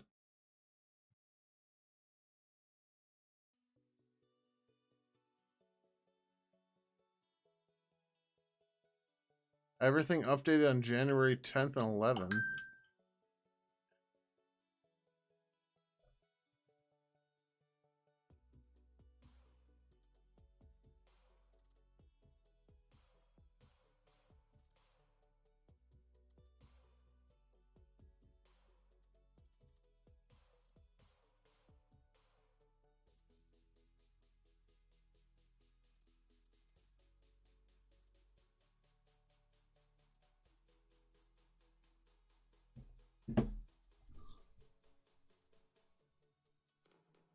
So do people still use Ventrilo at all?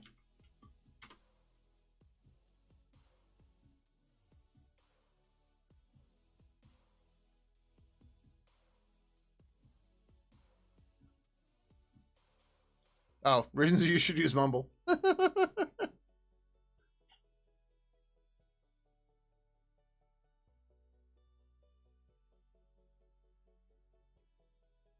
um,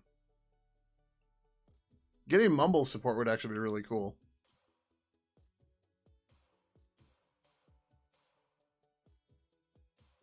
Oh, I know what these files are without looking at them. These are, yep. Mm-hmm.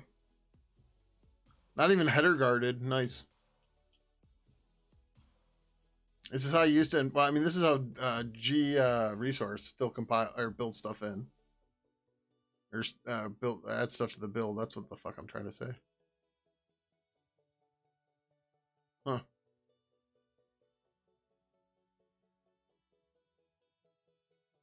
Either way, nice stuff. She's Xbox Live. So what or anything do you think I should do with this?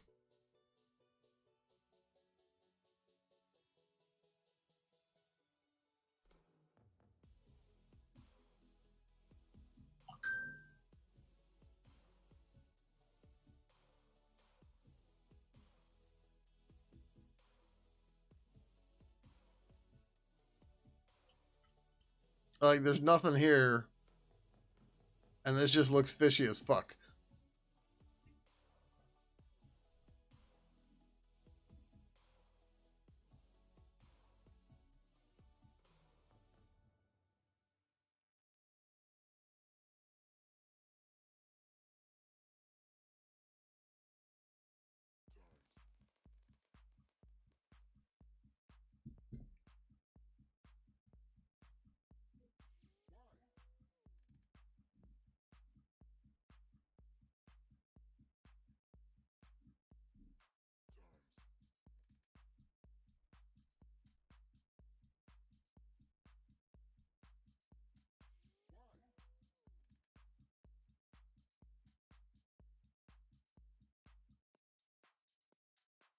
Deployed to GitHub pages.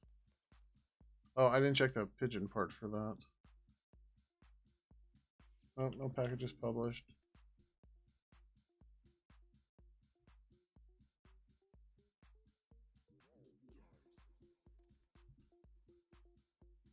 Real actual episode's weird. It's in their org. But, like, their org doesn't have anything worthwhile. So, right? Like, that everything here is the same bullshit.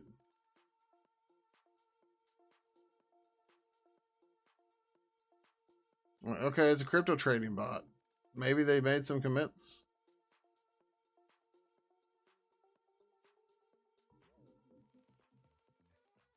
Their Xmine repo is also sketch. Like,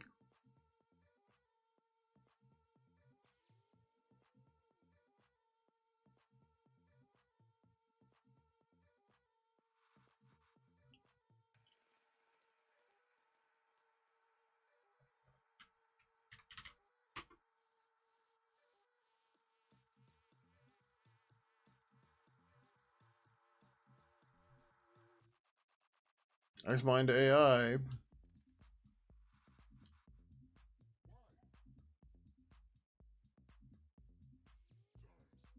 There's no GitHub link here.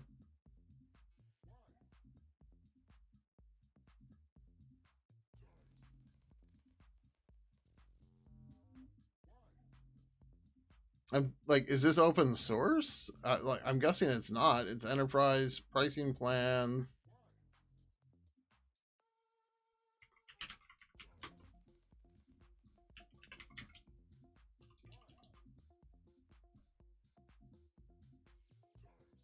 Yeah. Wait, you saw another repo?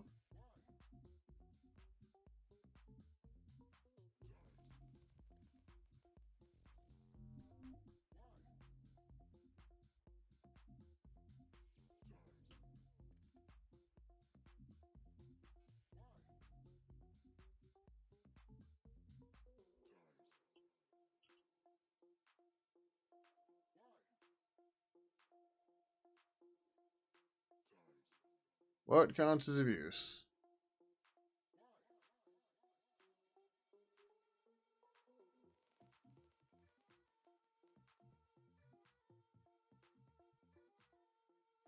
Now we get to the whatever. Reporting this isn't going to do anything. They're just going to create a new account. Right? Pidgin alternatives.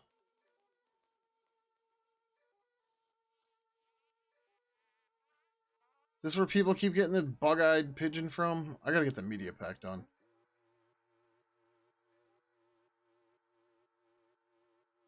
Huh. Alright, whatever.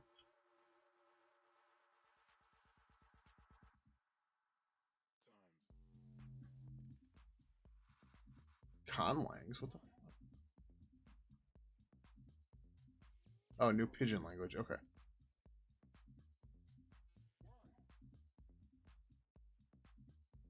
Alright, whatever. We're down the rabbit hole. Now, Miranda IM is a multi-protocol client like Pidgin, but it's Windows only. Not that it matters, but I believe it's Russian in origin.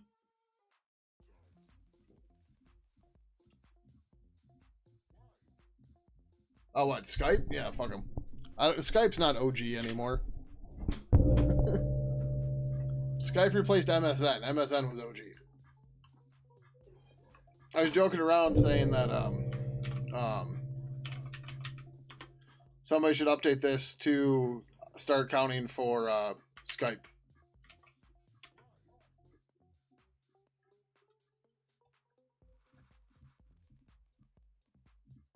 I don't know.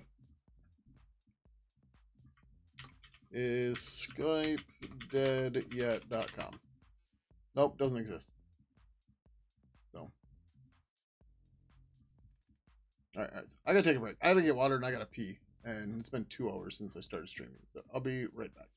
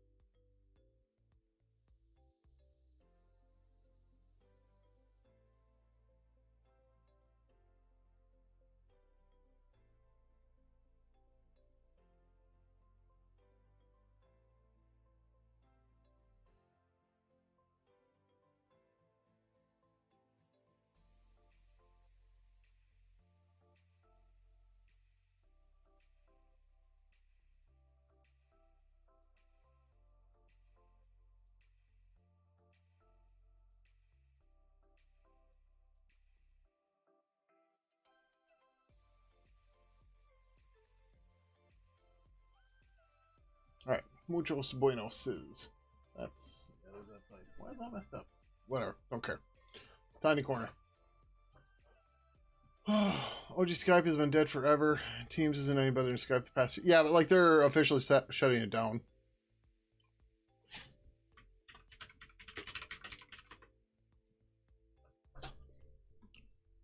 Retiring.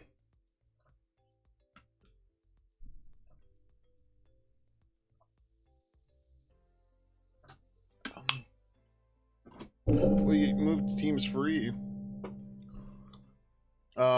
What's the date on this? I thought that.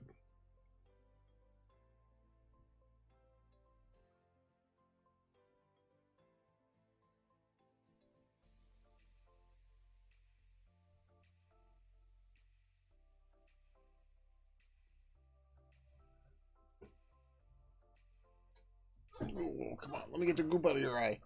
It's been there for days. You're not getting any more treats right now, though. That much is for sure. You're okay. I know you're scared because you think I'm going to try to get the goop out your eyes.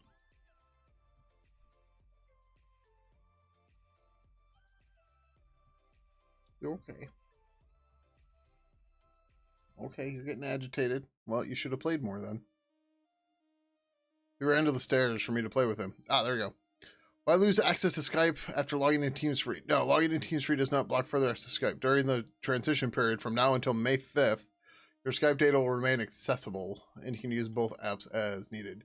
So, for Cinco de Mayo this year, everybody gets to say goodbye to Skype. It is the Microsoft revolution. Oh, that's not supposed to be up. Oh, yeah. All right. Let's finish this. All right, we're doing audio muted, test purple, call member, audio muted.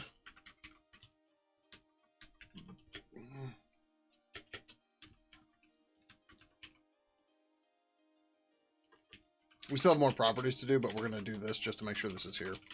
And working correctly. Excuse me.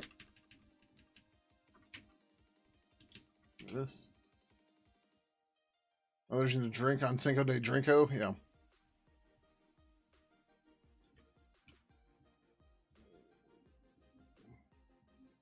Mister.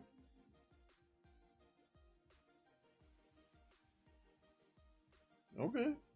You can relax. Hi. Just my hand. Look up here. Look at me. Later. Look at me. You're not getting any more treats right now. I already gave you too many today. Yeah, you can get shitty about it, but you're just not going to get them. You still have wet food. You still have yummy food in the kitchen. You forget about your yummy food? Maybe I should bring that here.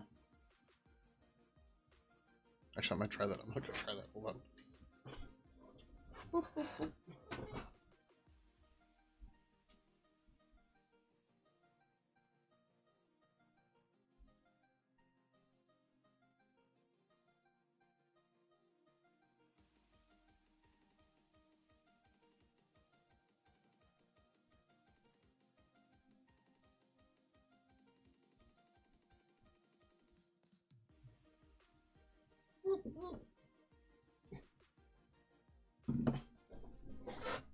There, now I got a bowl full of yummy food.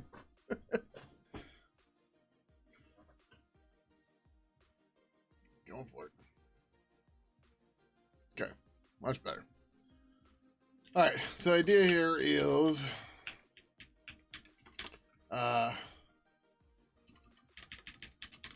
G-Boolean muted. All right. Sure, we can just do it this way. G assert false purple call member get audio muted. Oh, we don't.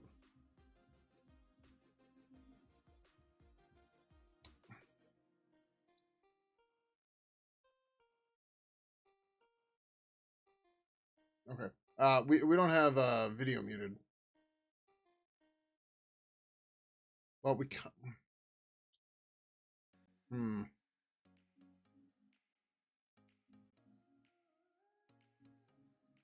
Please don't drop that off the desk. It's not staying as well as it does on the kitchen floor.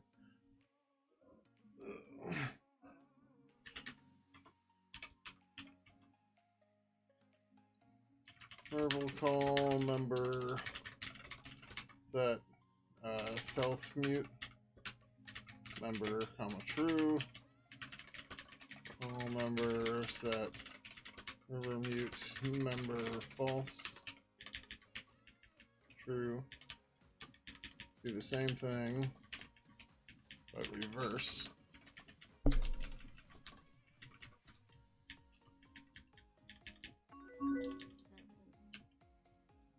Those should be true though. How's it going, Crazy Crystals? Thank you for the 10 months. Greatly, greatly appreciate it.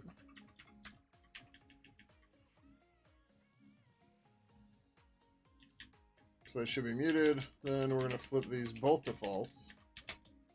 Well, we'll do both true and then both false. One should be muted. And then we do the same thing, but we set them to false.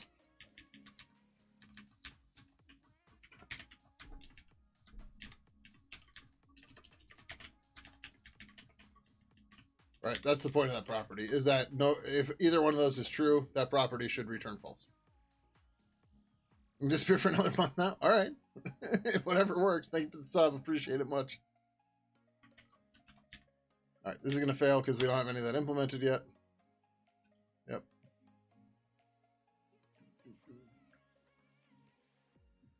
Yeah.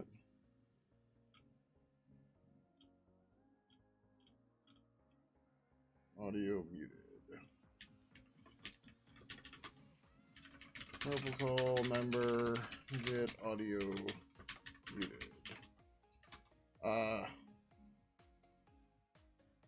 Whether or not the oh, we should definitely do the counters on this to make sure this works too. Not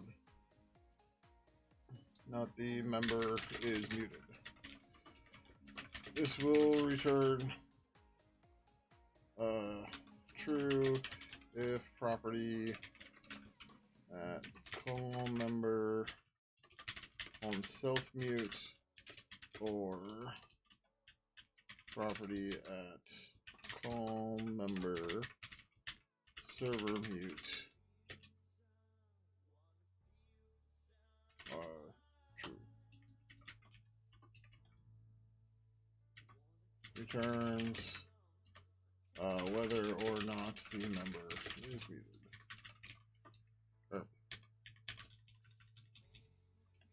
True if the member is muted. Since 3.0, purple available in 3.0, G boolean, purple call member get audio muted.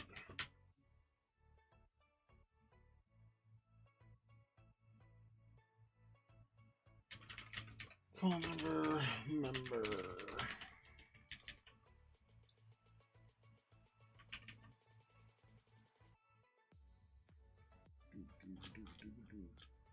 There's no setter for this, right? Because this is a propagation or a composite, whatever you want to call it.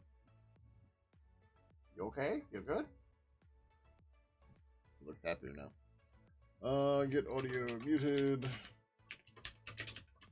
G return val if fail is member false.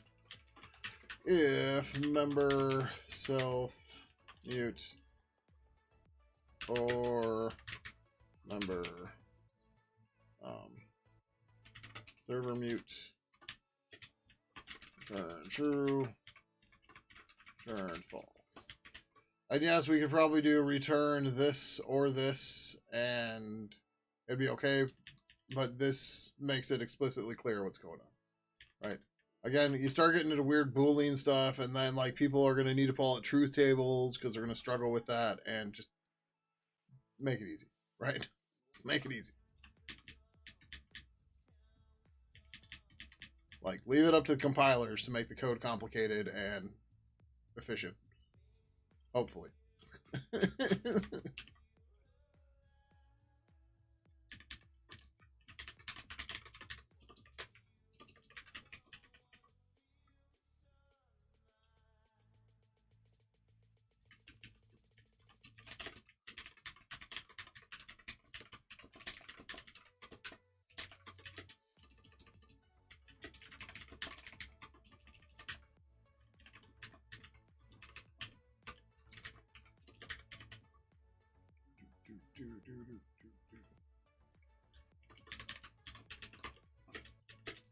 Verbal call member audio muted.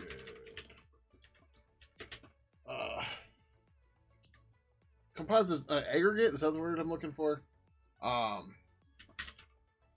Whether or not the member is muted.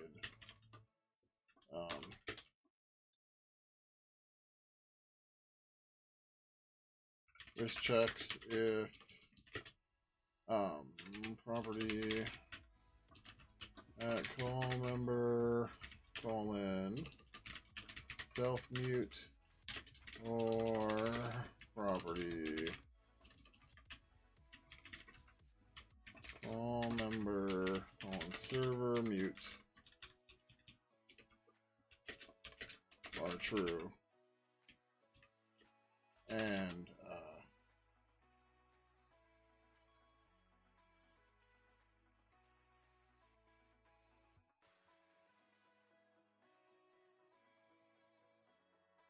whatever.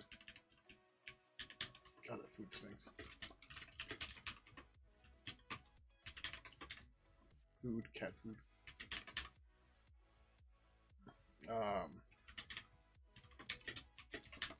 Rams back bowling, audio muted, false, gparam readable, gparam static strings. All right, this should compile, and the test should actually pass now. But the test is incomplete. Guint self mute counter equals 0. Guint server mute counter equals 0. Guint audio muted counter equals 0. How the shit do we depend on the version of Burb that has this? I don't even know.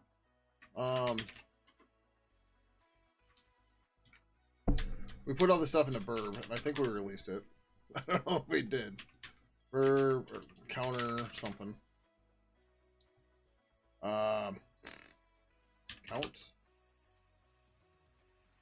Did we not what?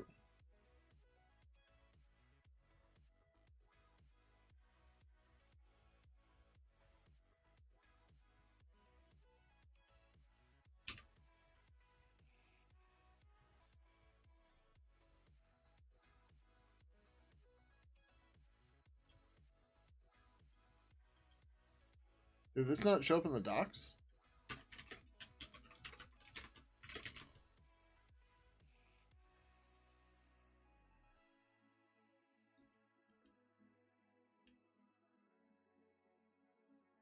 I could.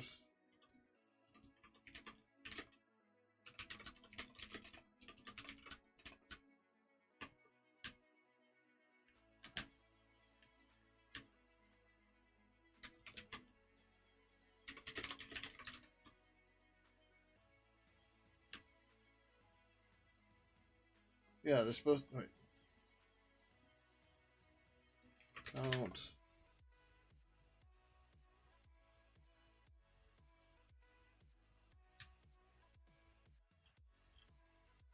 Did I not finish this? Did we not what the fuck? Or do we only do it for list items?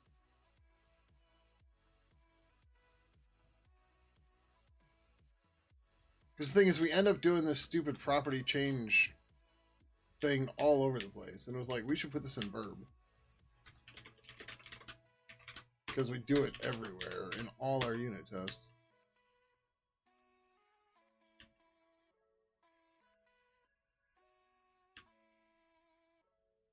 Yeah, I guess we didn't do it. Fuck. Alright.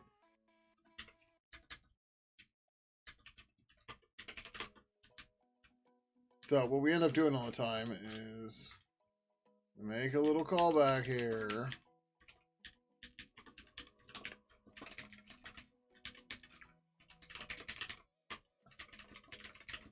Call member property changed counter G object star self. G GNU C unused G param spec star PSPC G pointer data.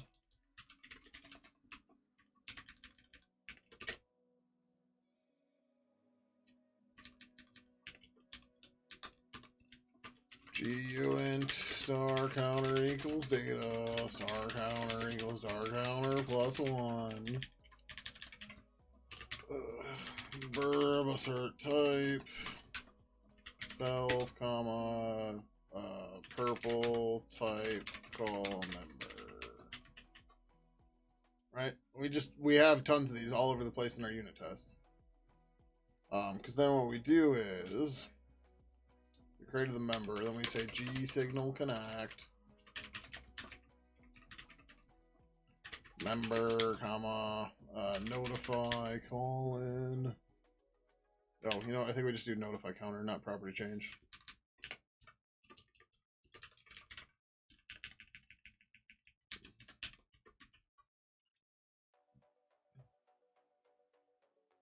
Notify colon audio muted.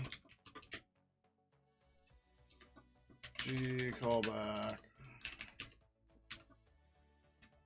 Apparently I haven't used that yet. Hold on, I have to get rid of this. This stuff is driving me nuts.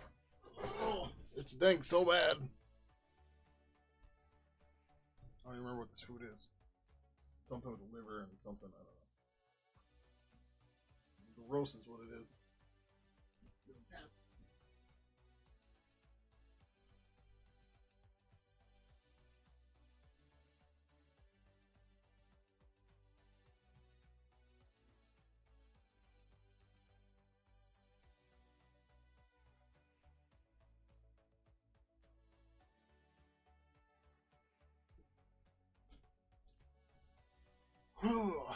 All right.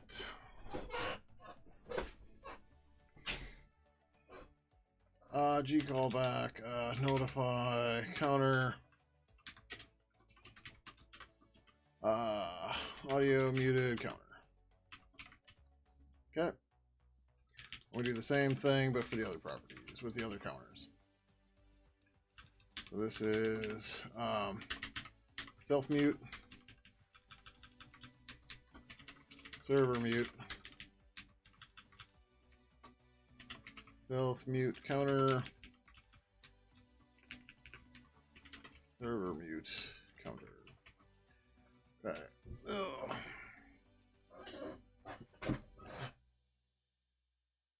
Then we're gonna check. We're gonna reset and check all the counters each time. Audio muted counter equals 0. Self mute counter equals 0. Server muted counter equals 0. Oh, we have to change one thing with this too, but that's okay. Right. So then, G assert compare uint. Audio muted counter is equals 1.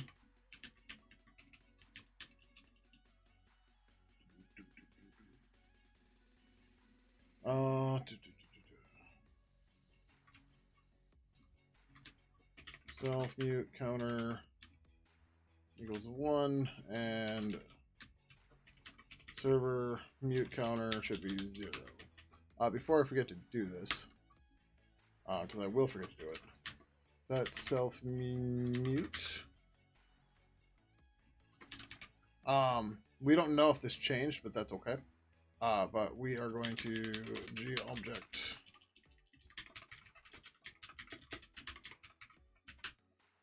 member. So if either of these flips either way, we have to emit the property because the property could have changed. We don't know that it does change is the problem. But we want a G object freeze notify obj. Then we can notify this. And we also need to notify on audio muted.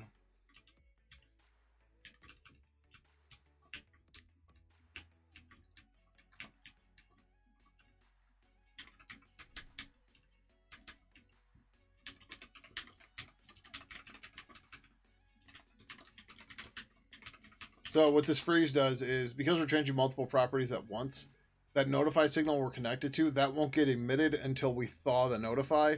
So we're making sure all the properties are set right and everything, and then everybody will get notified at once, and then it'll do the right thing. So it's a little weird, but it's okay.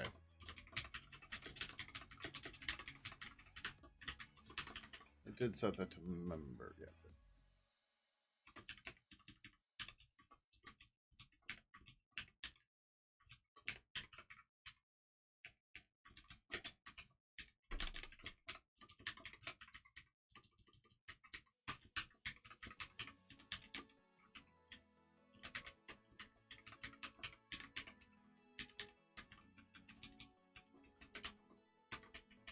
Okay, yep.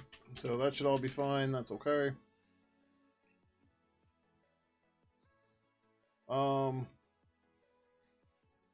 We're gonna put this down here because it'll be more helpful to see if one of these fails than what the actual return value was. That'll give us a better idea of what's happened. So we reset our counters again. Then we check everything. So self-mute should be 0 this time. Oh, fuck. No, it's not going to be the case.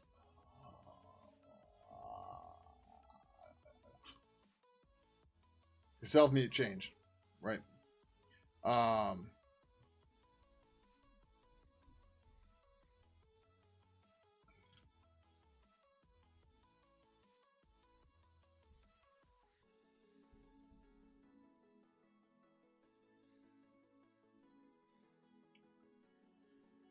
2021, 28 terabyte back. Yeah, probably not, but maybe you should just put it in Glacier to be safe.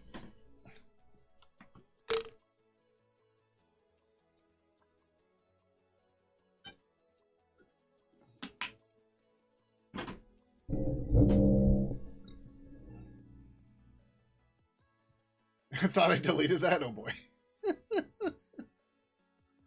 Oh, by the way, while I have you here, I know you said you were thinking of coming up here to bug Anthony. If you're going to do that in June, do not do it around the 10th, because I will not be in town. Or do, I don't know, whatever.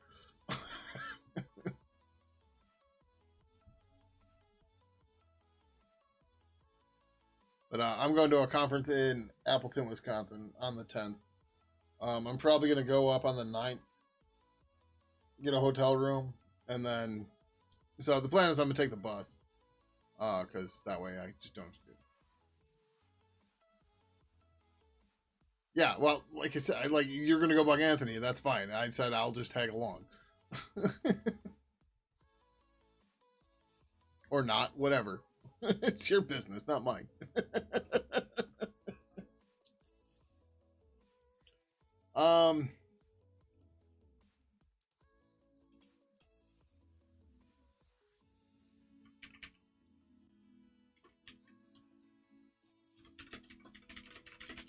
I guess we're going to reset the state, right?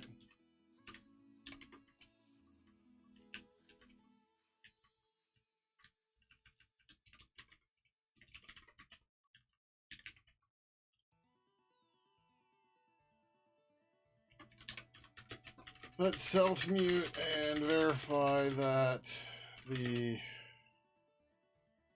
verify audio muted is correct, and the notifies and the notifies were correct.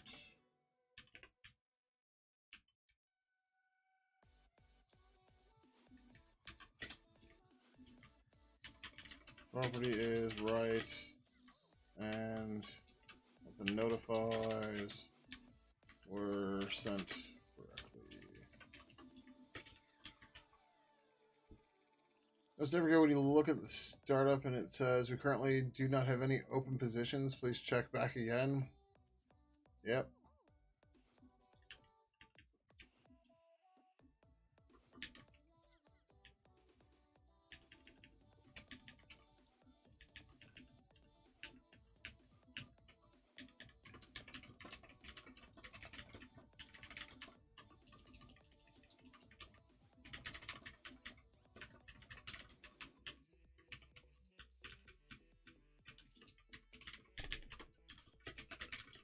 Check the default state. Fuck, I have to do this for def too.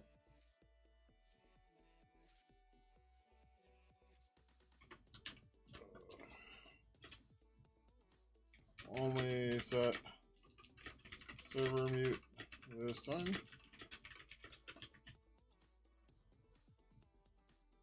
Server mute 1. Reset the states.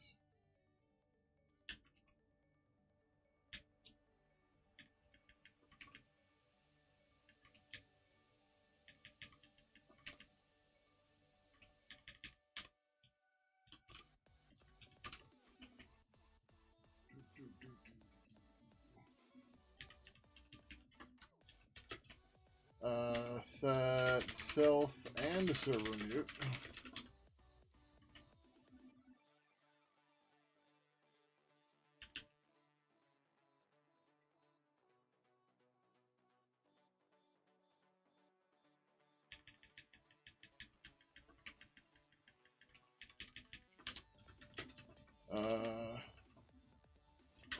Unset self and server mute.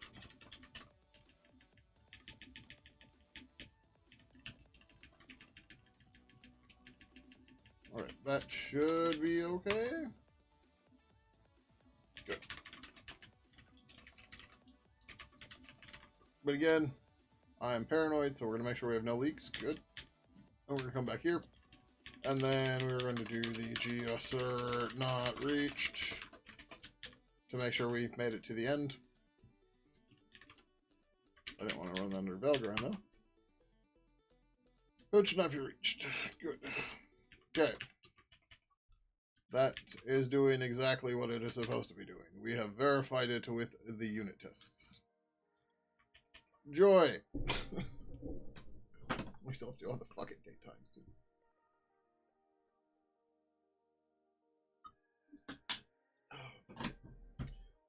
So we have to do this with def, and we have to do this with video muted too.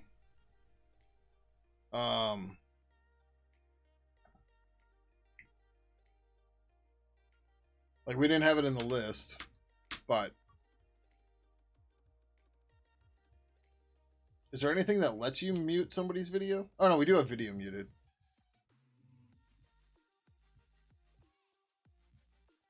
We don't have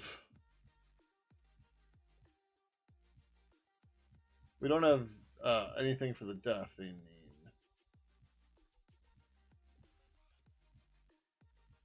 Is audio deafened? Or would it just be deafened?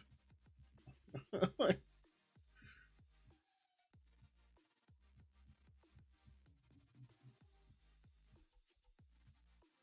is there a conference thing where you can turn off video streams for somebody else as the host or something? Like you can remotely say like this person can't see anybody's cameras now? Or anyone's video? Yeah. So that would be a video deafening, right?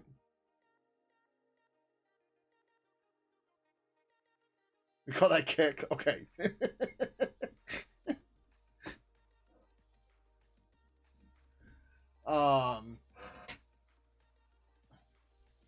Seriously though, is that an option? Like, is there a server def or a server mute for video?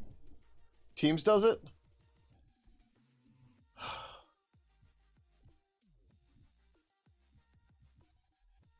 What do they call it?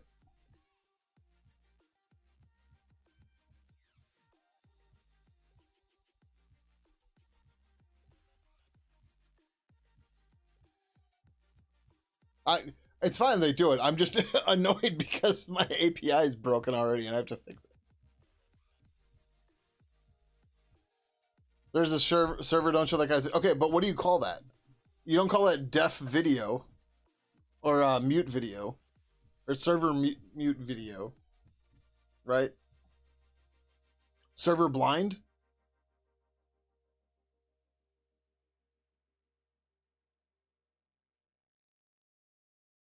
But blind seems like you would be stopping somebody from seeing somebody's video. Server no eyes. Right? Like, if I can't, so like, HR is in a call with an employee and they need to, like, my privacy screen, right? If a server wanted to bring that up to hide my code, right? If a mod wanted to bring that up to hide my code, hide video? Like, blinding is like, okay, right now I blinded all of you, right? But if somebody forces me to not see your...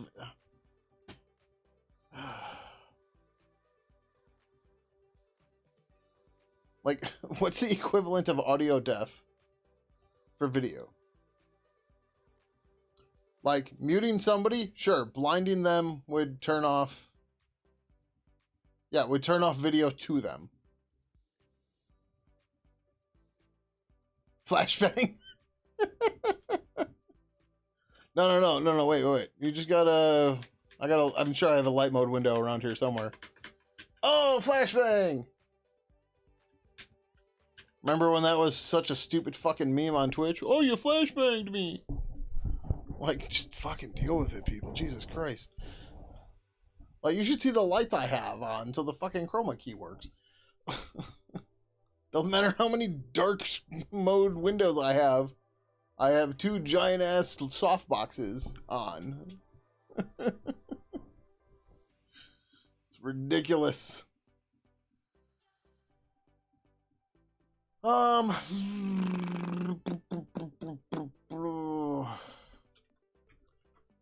What do you call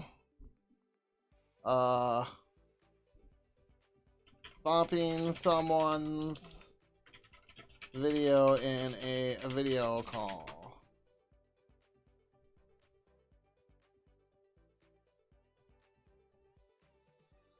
Oh my god. What the fuck?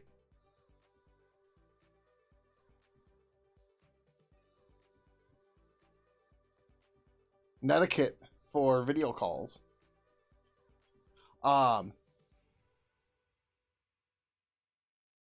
Yeah, so, you know, this is like, hey, you're on a video call, and then some random dude that's in the call decides it's chat roulette, right? And you're like, turn off this person's video immediately.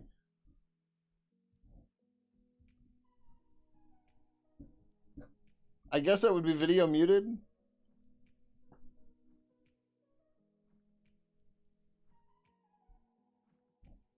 So this needs to be self audio mute. This needs to be, I guess, audio def.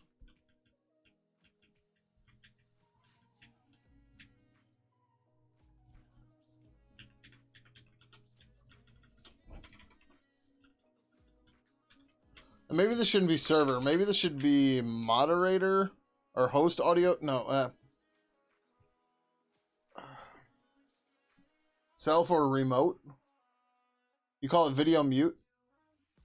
But is video mute when they do it or when an admin does it to them?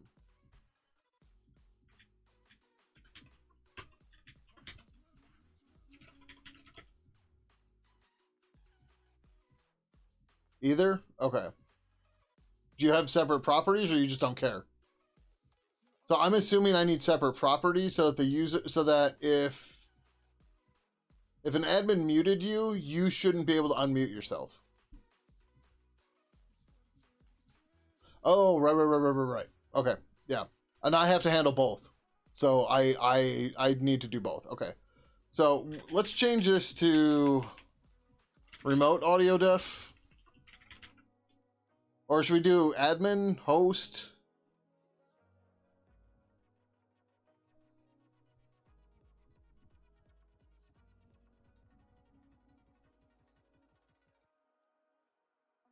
If we do remote, this should probably be local, right? But yeah, yep. Those are terms we don't use anymore. But even then, that wouldn't make sense here anyways.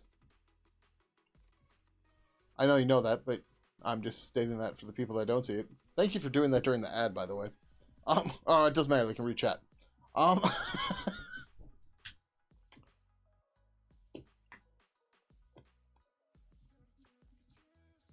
um,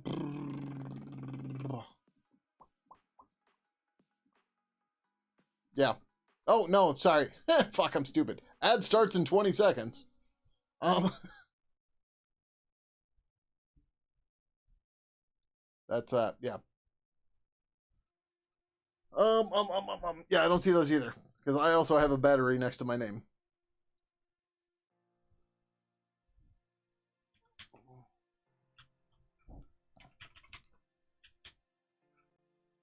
I don't want to say serve like. Why do we not stumble on this until now?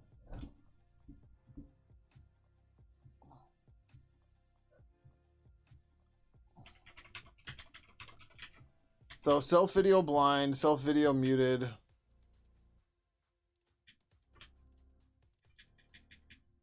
I think we stick with server.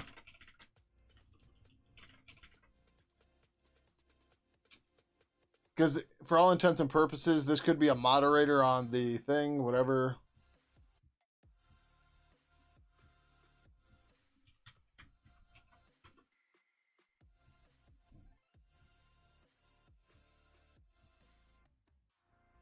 Outgoing incoming video enabled. All attendees can use video unless a policy assigned to them prevents it. The user can use video unless it can turn video on in the meetings. The user can't turn their video on. Other participants can turn on and view video in both the assigned policy and the organizer. Set to, I guess, video enabled?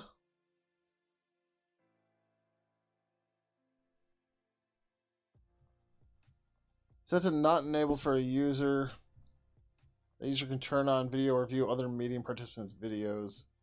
Meeting participants who do not have any policies assigned, for example, non-participants, have mode for IP video set to outgoing and incoming video. Well, okay. Setting doesn't apply to conference rooms such as Service Hub and Microsoft Teams Rooms devices. Setting isn't available for Microsoft 365 Government Console Community Cloud. Okay.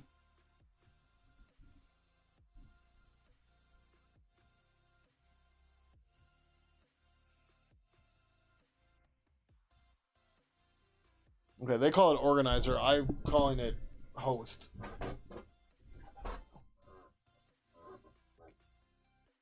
And instead of participant, we call them members. But they're just doing outgoing and incoming. I really don't want to name it outgoing and incoming because that gets confusing.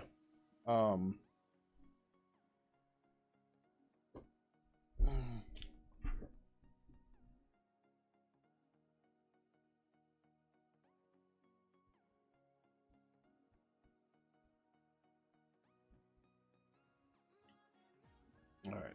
Well,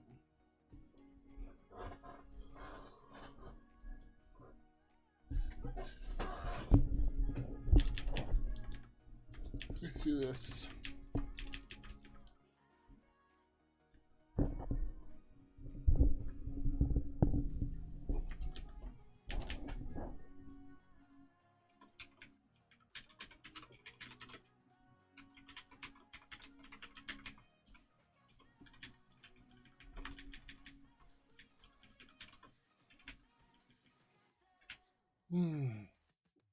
Film participants video and just have enabled and disabled. What does Discord do?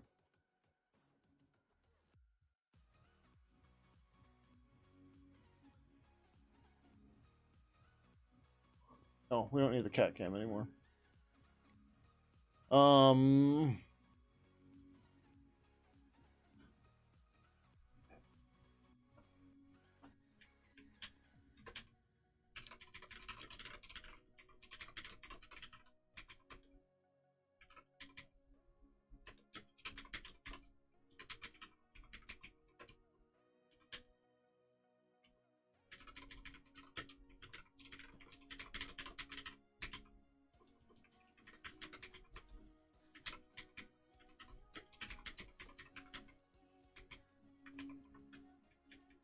So does this make sense? This is, you can't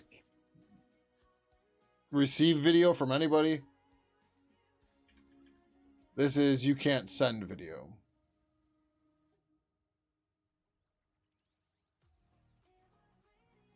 The other option is, this could be renamed to self incoming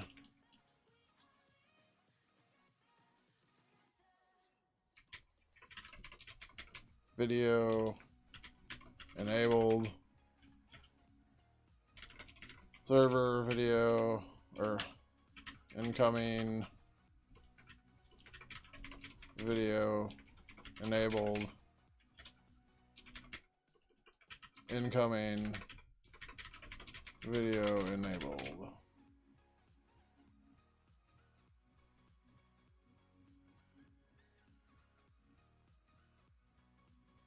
Yeah, somebody should be able to turn off their video, 100%.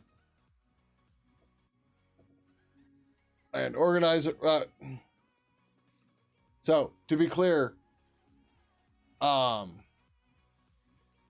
this is not, this entire setup is not, it doesn't have anything to do with you muting somebody else's video in your client. That's a client option.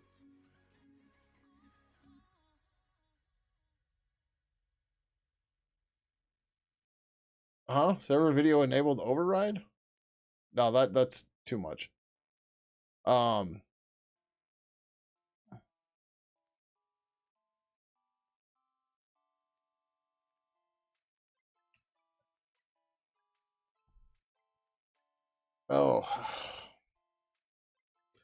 we changed the logic here, right?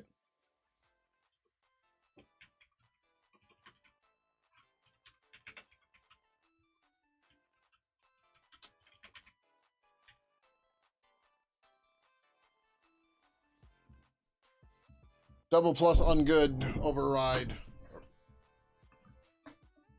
Something. Override doesn't seem like it's newspeak though.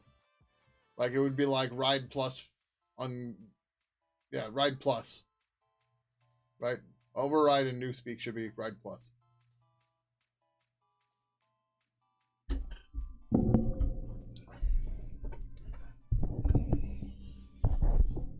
God, can you imagine if he starts speaking in newspeak?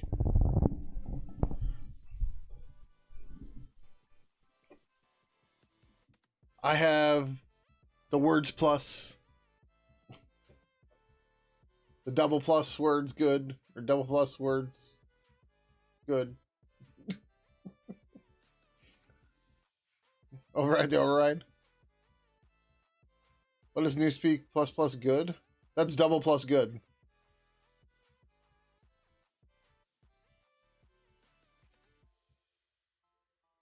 I'd assume it's double plus good.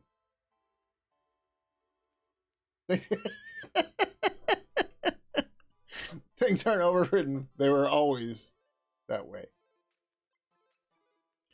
Sound like a certain orange. That, Chris, that's what I was saying. Yeah, can you imagine if that individual starts speaking in newspeak? Oh my God.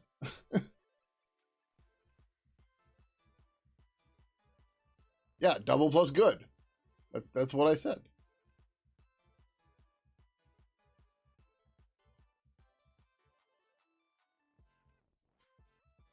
I really don't like the self and server stuff, but I like self, sure. Host audio mute sounds weird. Organizer, like moderator audio. No, I don't know. We have the double plus good and the double plus biggest overrides. Yeah. I don't know. I haven't read 1984 in a while. My newspeak is very rusty. But it's blazingly fast and memory safe.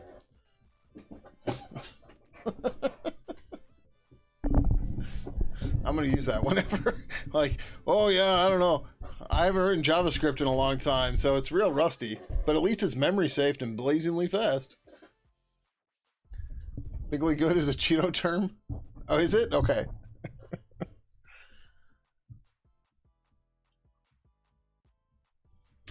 You know what? Somebody should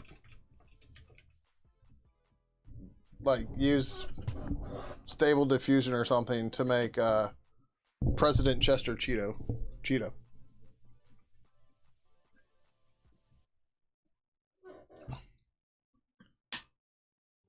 I think that would be amusing. All right. I got all these fucking properties, and just to realize that we're missing a bunch. And I had like 8 people look at this too, and nobody thought of this fucking problem. And the answer is they all skimmed it. No.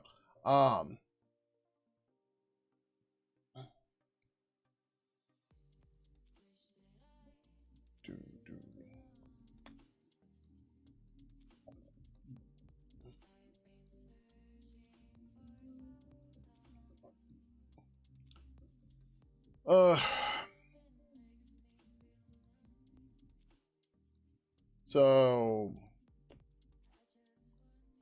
does anybody know how this works as moderators? So like if a moderator mutes you,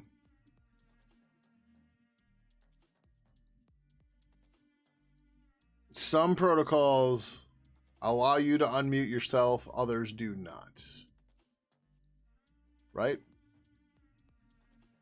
I stream a lot. I stream like twice a week. It doesn't feel like a lot. I stream long hours generally, but I don't feel like I stream a lot, but okay. Just maybe worse idea, make an esoteric programming language based on Cheeto speak. Oh God, no, please. We do not need another ESO language to begin with. There's one true ESO language, and I still want to make a G plugin loader for it, but it's just because it's music.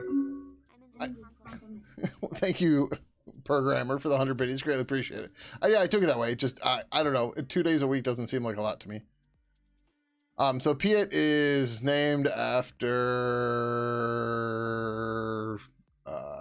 Piet Mondrian. So this is Hello World and Piet. This is why I want a loader, because it's just pictures.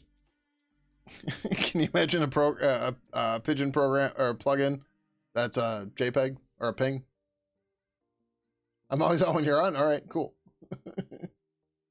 That's streaming more than you. Yeah, like I'm not saying it's not nothing. I'm just not like, you know, I'm definitely not full-time streamer. And for a couple of years there, I streamed 3 days a week. So I'm like, it's just, I feel like I should be doing more, but there's just, I can't find the time to do it. So, yeah. If Bigly China tariff equals tariff plus 170.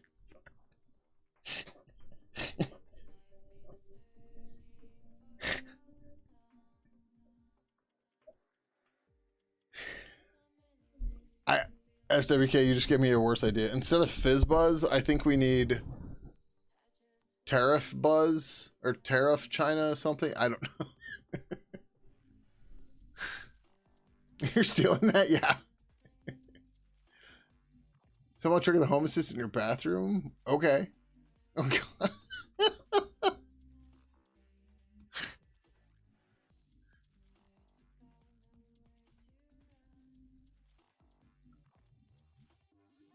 This should work here.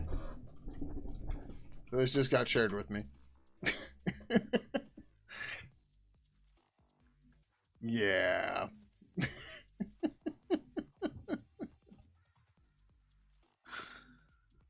Oh.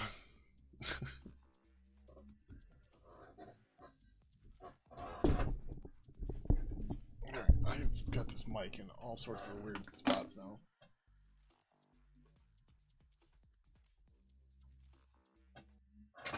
Alright, fine. Now the water's gone. Problem solved.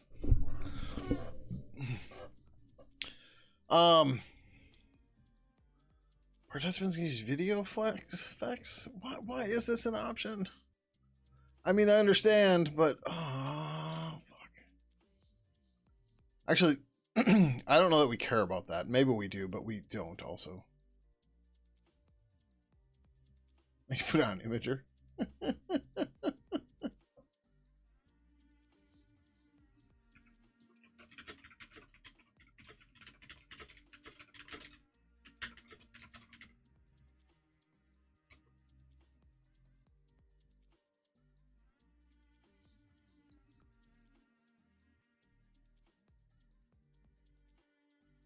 You don't give a fuck license. You made a ChatGPT anyways. Does ChatGPT do images now?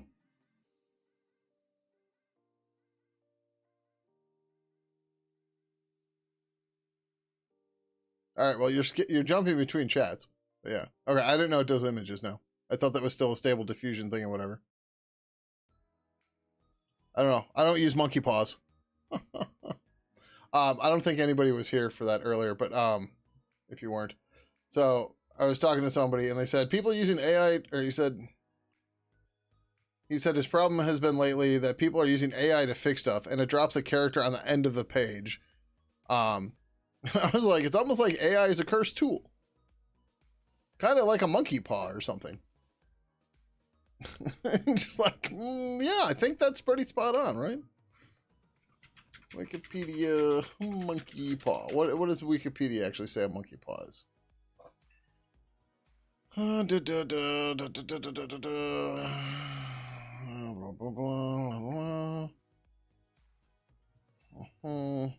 Mummified monkey's paw explains how an old fucker, that sounds a lot like fucker, has placed a spell on the paw so that it will grant 3 wishes, but only with hellish consequences, right? AI is a fucking monkey paw.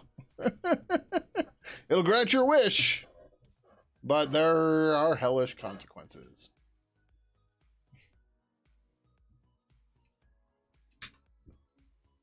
Especially if you're vibe coding and don't know what the fuck you're doing. All right. This is such a fucking pain. I still don't like the self and server problems here. This was not supposed to take all night either. This is ridiculous.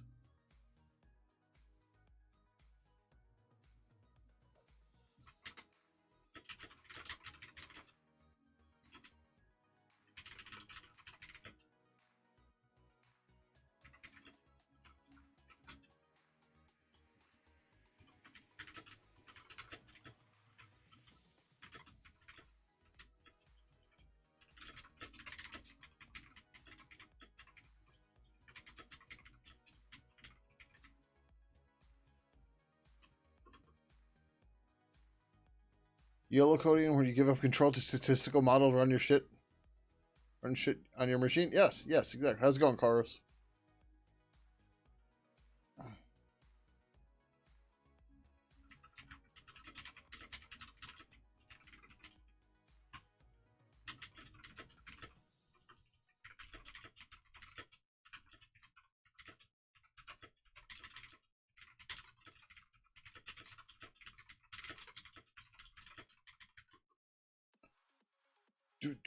Can't be any worse than writing an Electron app. Nice.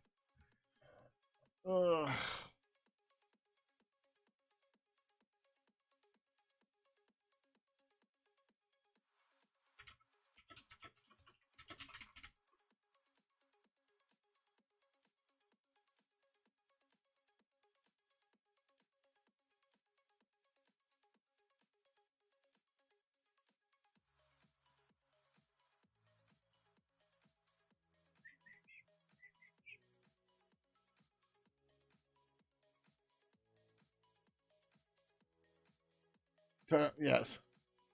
I mean, people have been doing that for so long now, and people think that's the only way to build cross-platform UIs because of React Native and blah blah blah.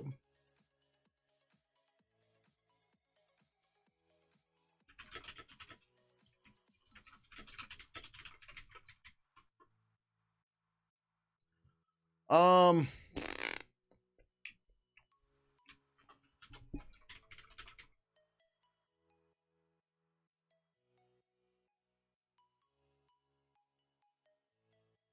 See, this isn't necessarily truly a moderator.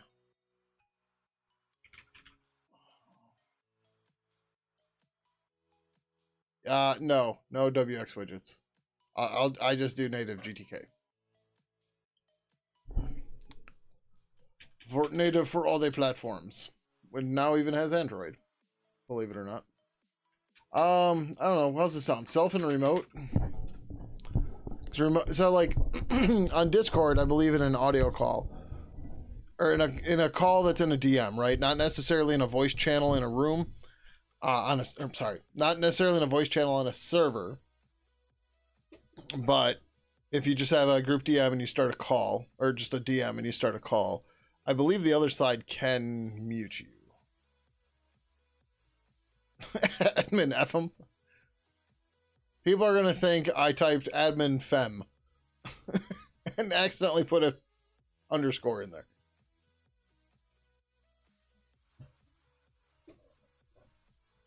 So to avoid that, we would have to make it all say admin fuck them. And that might be a bit too verbose as a no.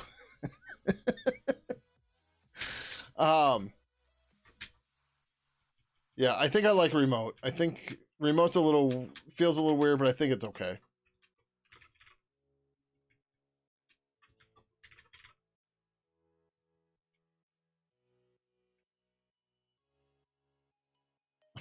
Admin Fakir. Fakir, yes.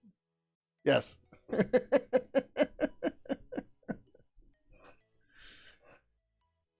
Okay, so we're gonna go back. We gotta change the other ones to say remote. Oh. And man, the booleans keep going. Now,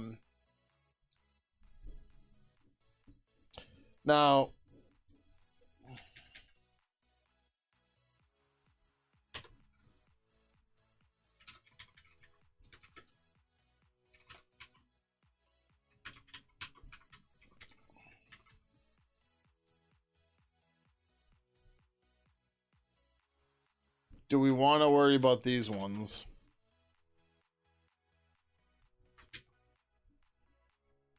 Some conferencing software back in the day, there was a fucking flag on user. Randomly drop audio frames going out of that user, so it sounded like a really bad audio call. Nice.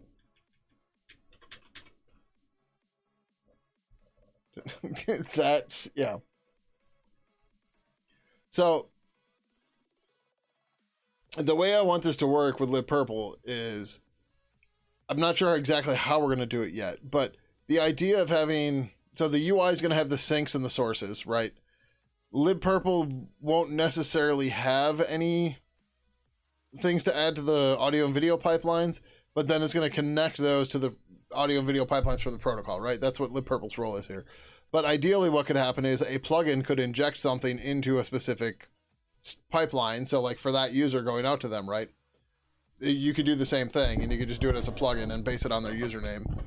Or like, you know, oh, I only want to record this user. Well, when it's this username, you know, take their pipe and then write it out to this file and stuff like that.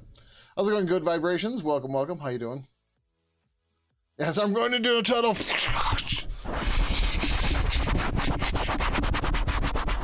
I'm like, why am I making the sound when I can just rub the microphone?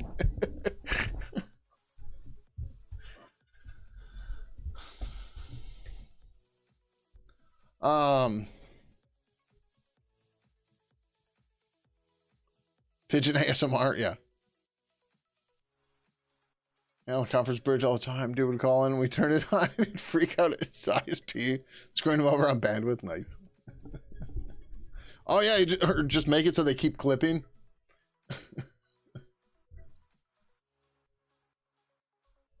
So he's chasing your own header files. Yeah, that sucks. You know what, let's skip this part for now. Let's just skip this part. We'll deal with that later when we need to. On whether or not somebody can undeafen or unblind themselves or unmute themselves. That's not something we need right now, and it's something we can easily add later. And we're just fine, but he would hear us like he was experiencing massive packet loss. He didn't think to like check for sequence counting or anything on TCP packets or do any other. I suppose this is a long time ago. They might not have thought of it back then.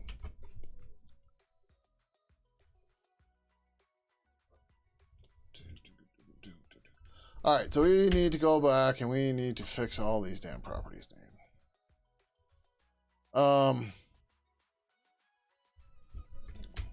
We were going. Okay, so we have audio muted. We didn't do audio deafened yet, but we need to. So we've got self mute. Get self audio mute is what we changed to.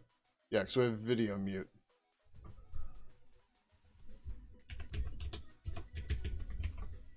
Okay. He's one of those people that knew everything, so we never told him what was really going on. Nice.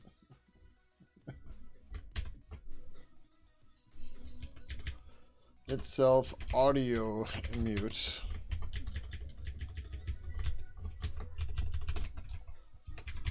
Audio mute. Get whether or not the member has muted their audio. Sure if the member has muted their audio. Get remote audio def. It's whether or not member has been deafened by the remote side. Sure. It's yeah, okay. Remote audio def.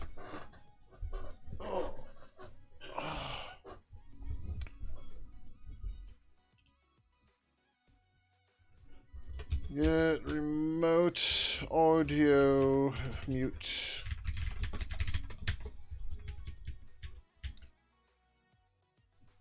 We're gonna have to do the same thing with the application. God, this is so much shit. The member has been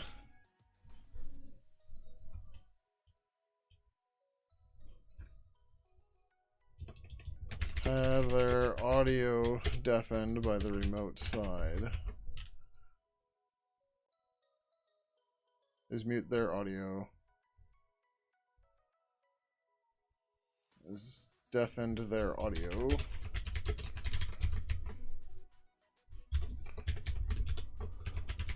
Okay.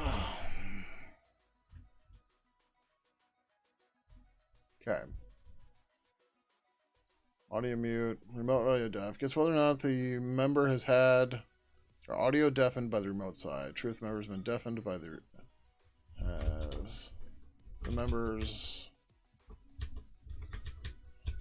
had their audio deafened by the remote side. You can butter over the imager post. Oh boy. Are they commenting on it? Is that where they're getting butthurt?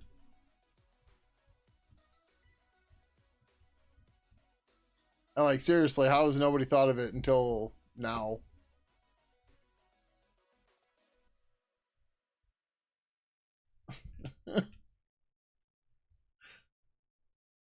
I see the comment. Is this official? It's not fair to Cheetos. Okay, that I can see. I didn't check the voting. Oh,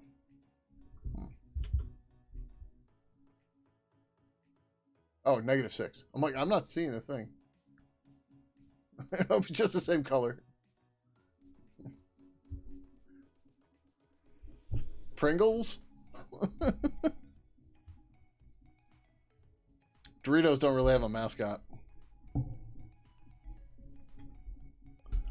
Like you could do like the Planters peanut guy, because Planters used to do cheese balls, and cheese balls more appropriate too, right?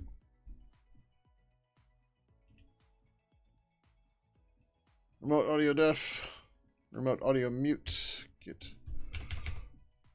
remote audio mute. Gets whether or not the member has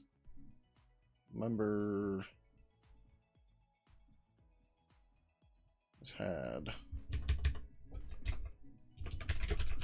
their audio muted by the server. True if the member has had their audio muted by the server.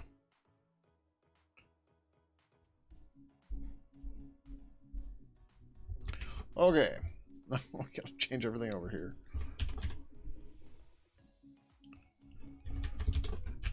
Remote audio def. Remote audio mute. Self audio def. Self audio mute.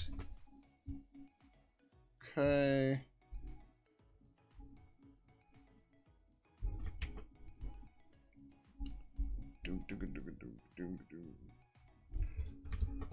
Self audio def.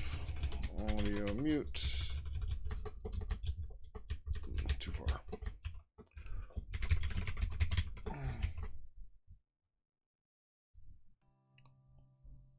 Alright, that's probably the best case of AI I've seen in a long time.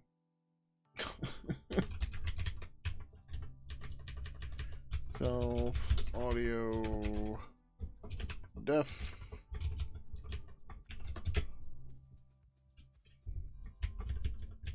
Self audio mute.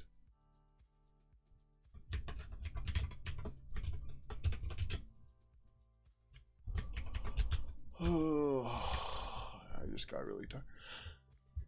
Hey. Oh, I don't think I have an imager. I can't fight the downvotes. I'm not signing up for an account. Remote audio def.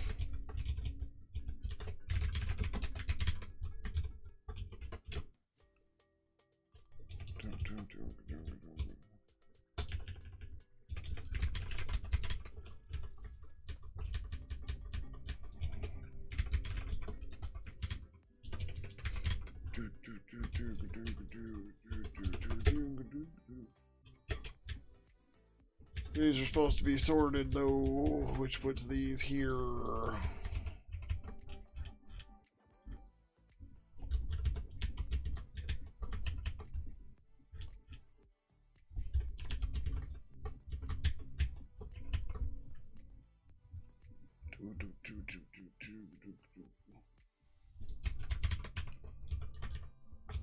Self audio def. Definitely, maybe, sort of, kind of progress. I don't know. Self audio mute.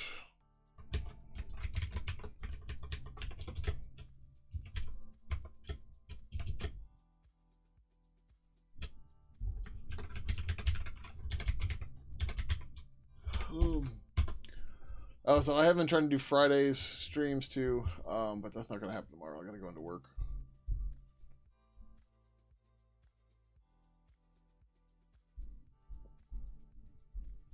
Which is okay, because I can see the hours.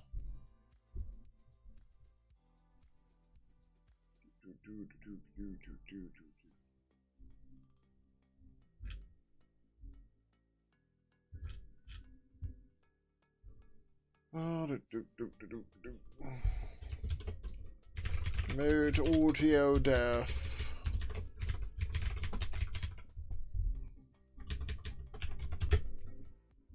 I get to build some Hyper-V VMs tomorrow too. Ooh, look how excited I am. I was actually supposed to build them like a week or two ago, and I kept forgetting to do it.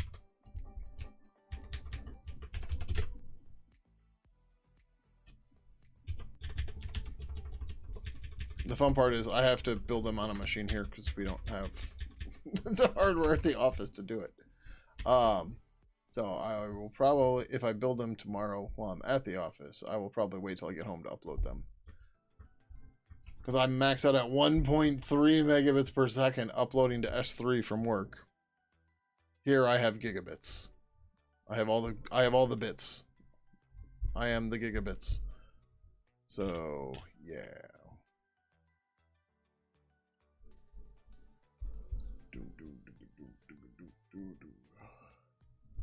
Self audio def. Where has deafened their audio. Self audio def. This is so much faster the first time. Has muted their audio.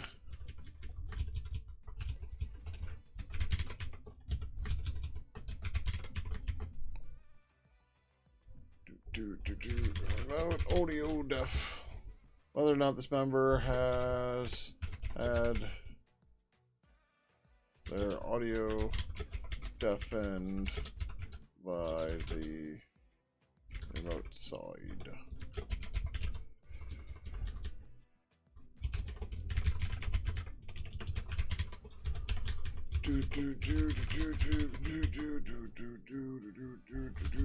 Remote audio def. Whether or not the member has had their audio muted by the remote side.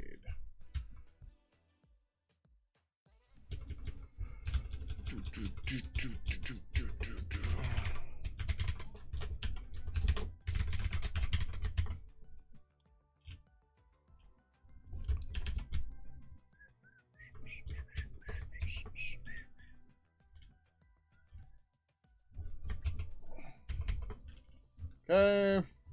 Get that. I did fix the properties, right? Yeah, okay, good. We still have to fix the unit test too, but that's okay. Set. Remote audio def. Remote audio def.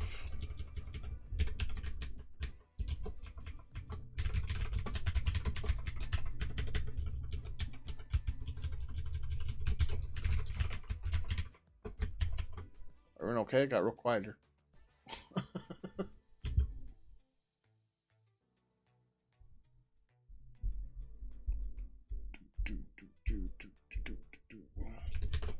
Remote audio mute.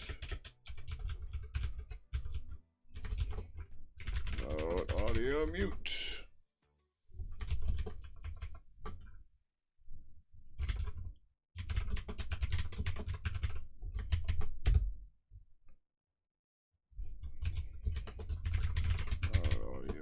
Mute. Audio muted. Yeah, we didn't do def yet. Okay.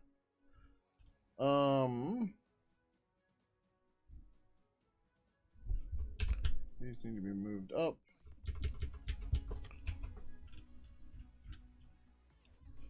Man, remember when I started this pull request? I was like, this will be fast. That was last week. Or was it Monday? I don't remember.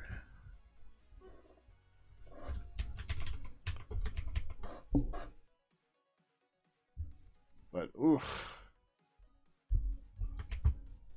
Alright. I think that's done. Oh, I got chat hidden. Nobody's talking anyway. Alright, yep. It's fine. Let's fix my mistakes. That's in the test. Call member 113. No, I'm in the wrong file. Get self. Oh, right. I didn't fix the header file. Or did I? Get self audio mute. Get self audio def.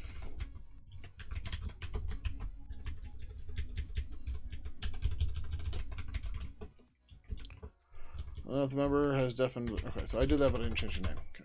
Let's do this first. Ninja lib purple dot so dot p slash purple call member dot c dot o.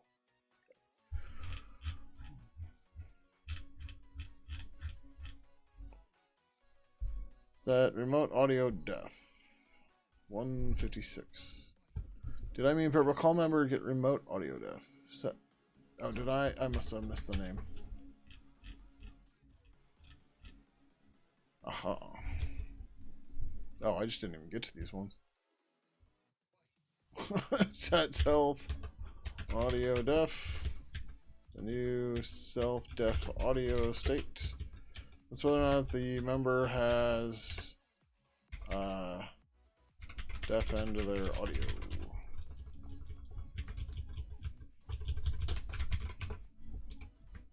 Self def audio.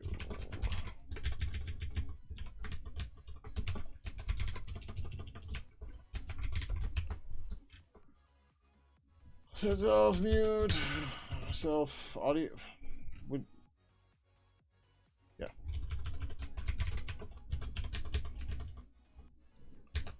Audio mute.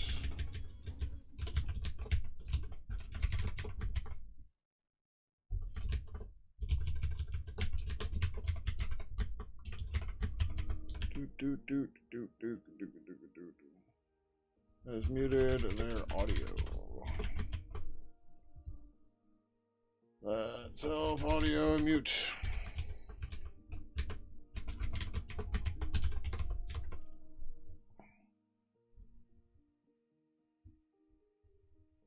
$425. What did I fuck up on $425?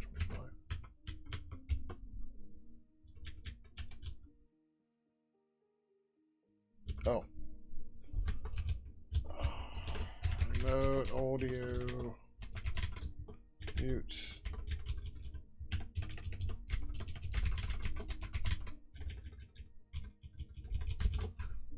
Remote audio def.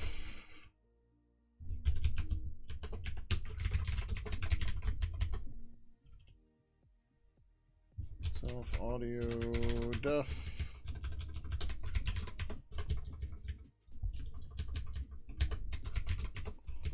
Mute.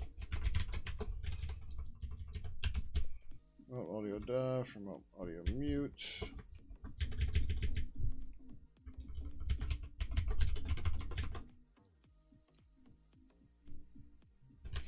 $540.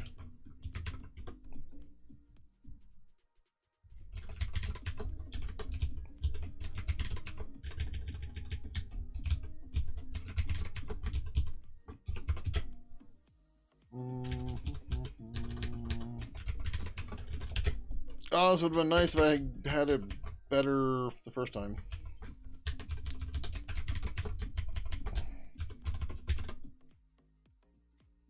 $528.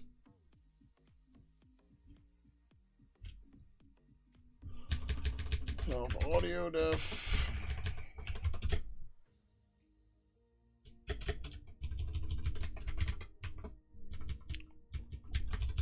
Do.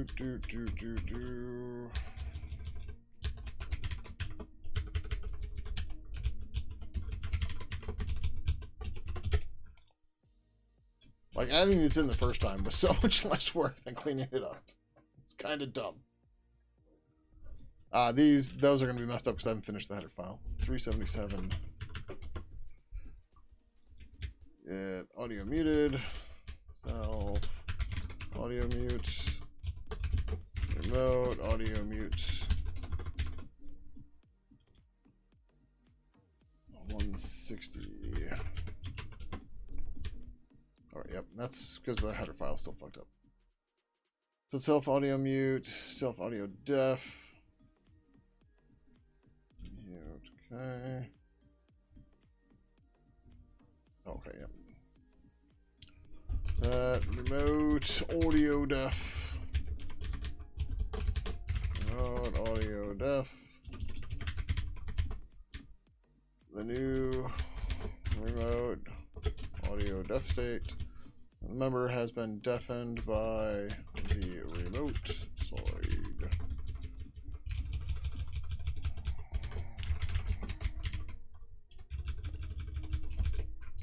Remote audio def.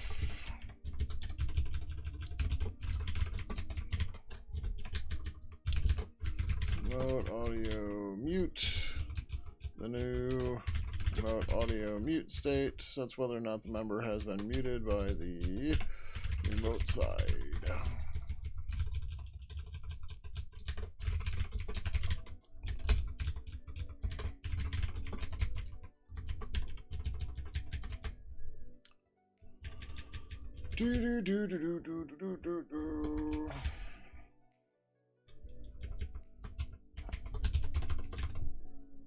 Okay.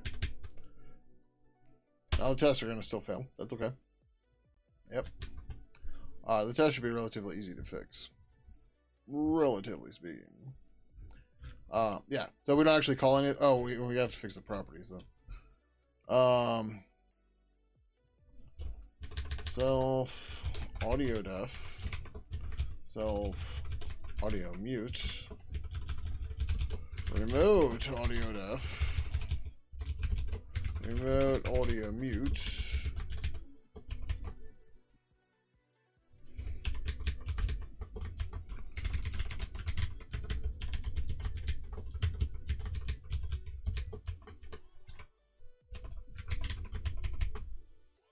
Bye.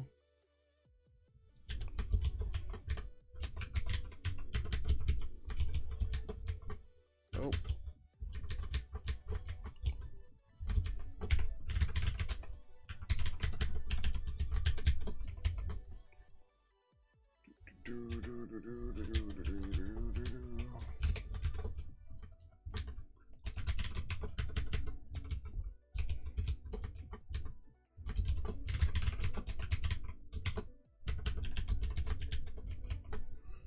Okay. Oh.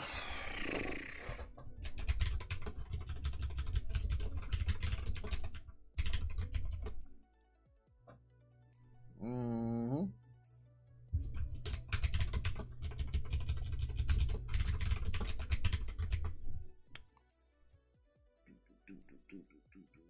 Get self audio mute.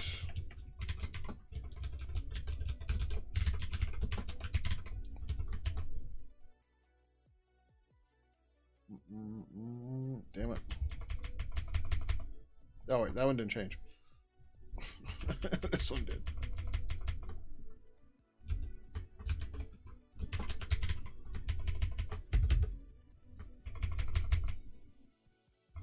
God, I love multi-cursor.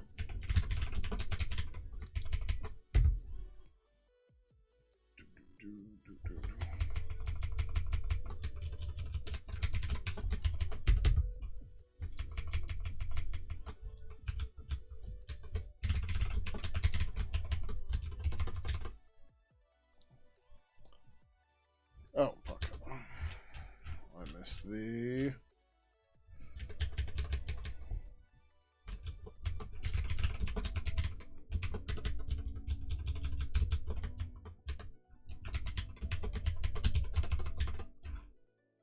Do.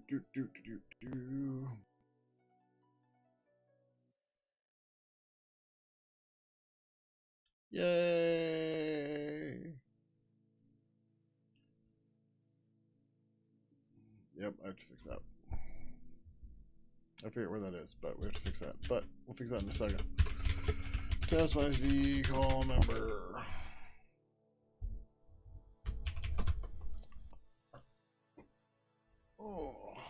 Oh, fuck. I didn't fix any of the signals.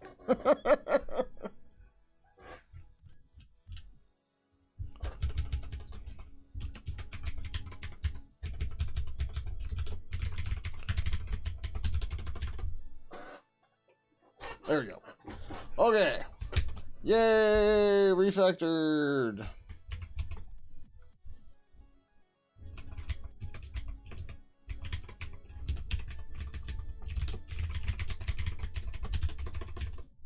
Oh, I'll do this. That's a new one. Nisha.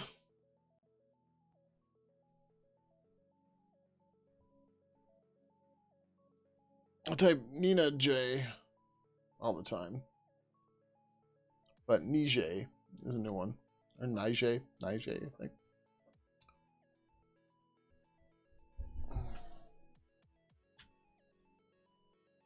Okay. We passed the doc test, even though we've got so much more to do here. Fuck, it's almost 1.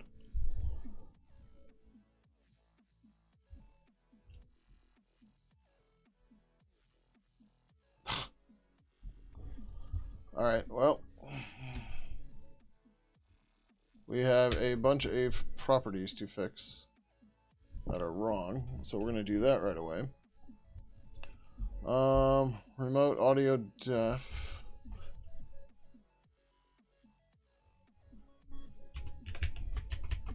Problem is I copy pasted and I got member.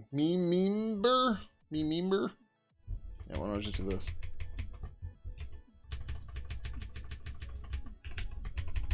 Okay. That looks like it was nice and easy. See, copy paste errors aren't any big deal if you have multi-cursor.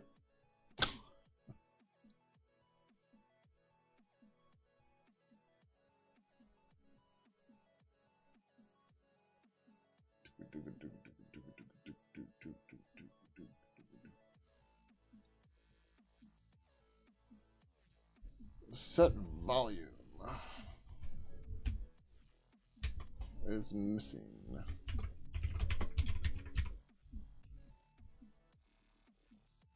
Yep, look at that. That's why we have doc tests. I just haven't ran them yet. That's the problem.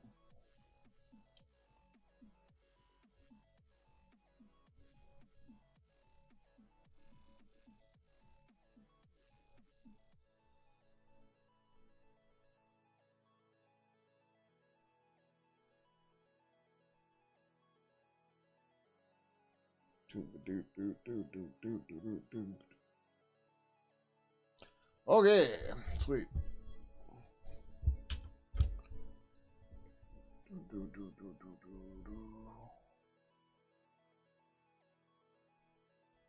Um.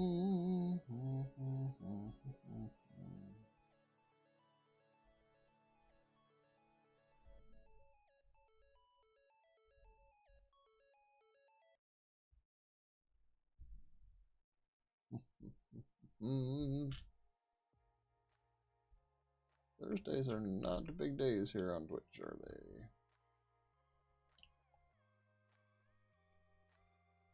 Not in programming, anyways. Why are you making sound? Why can't I mute you? No, nope, there, okay, there we go. Okay, categories have a weird setup now, lovely. We could go to Quantum Apprentice, but we just rated him on Monday, I believe.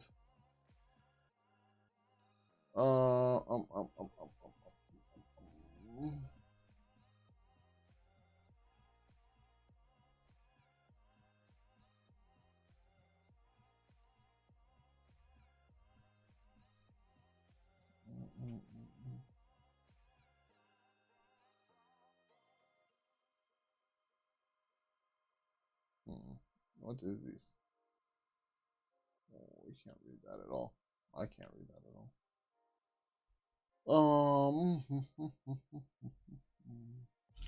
Whatever. Let's go do it. How do I go to this channel? Yeah, great. You unmuted. Fucking great. How do I actually go to the channel? Oh, I click their name, apparently. I'm gonna have to mute again.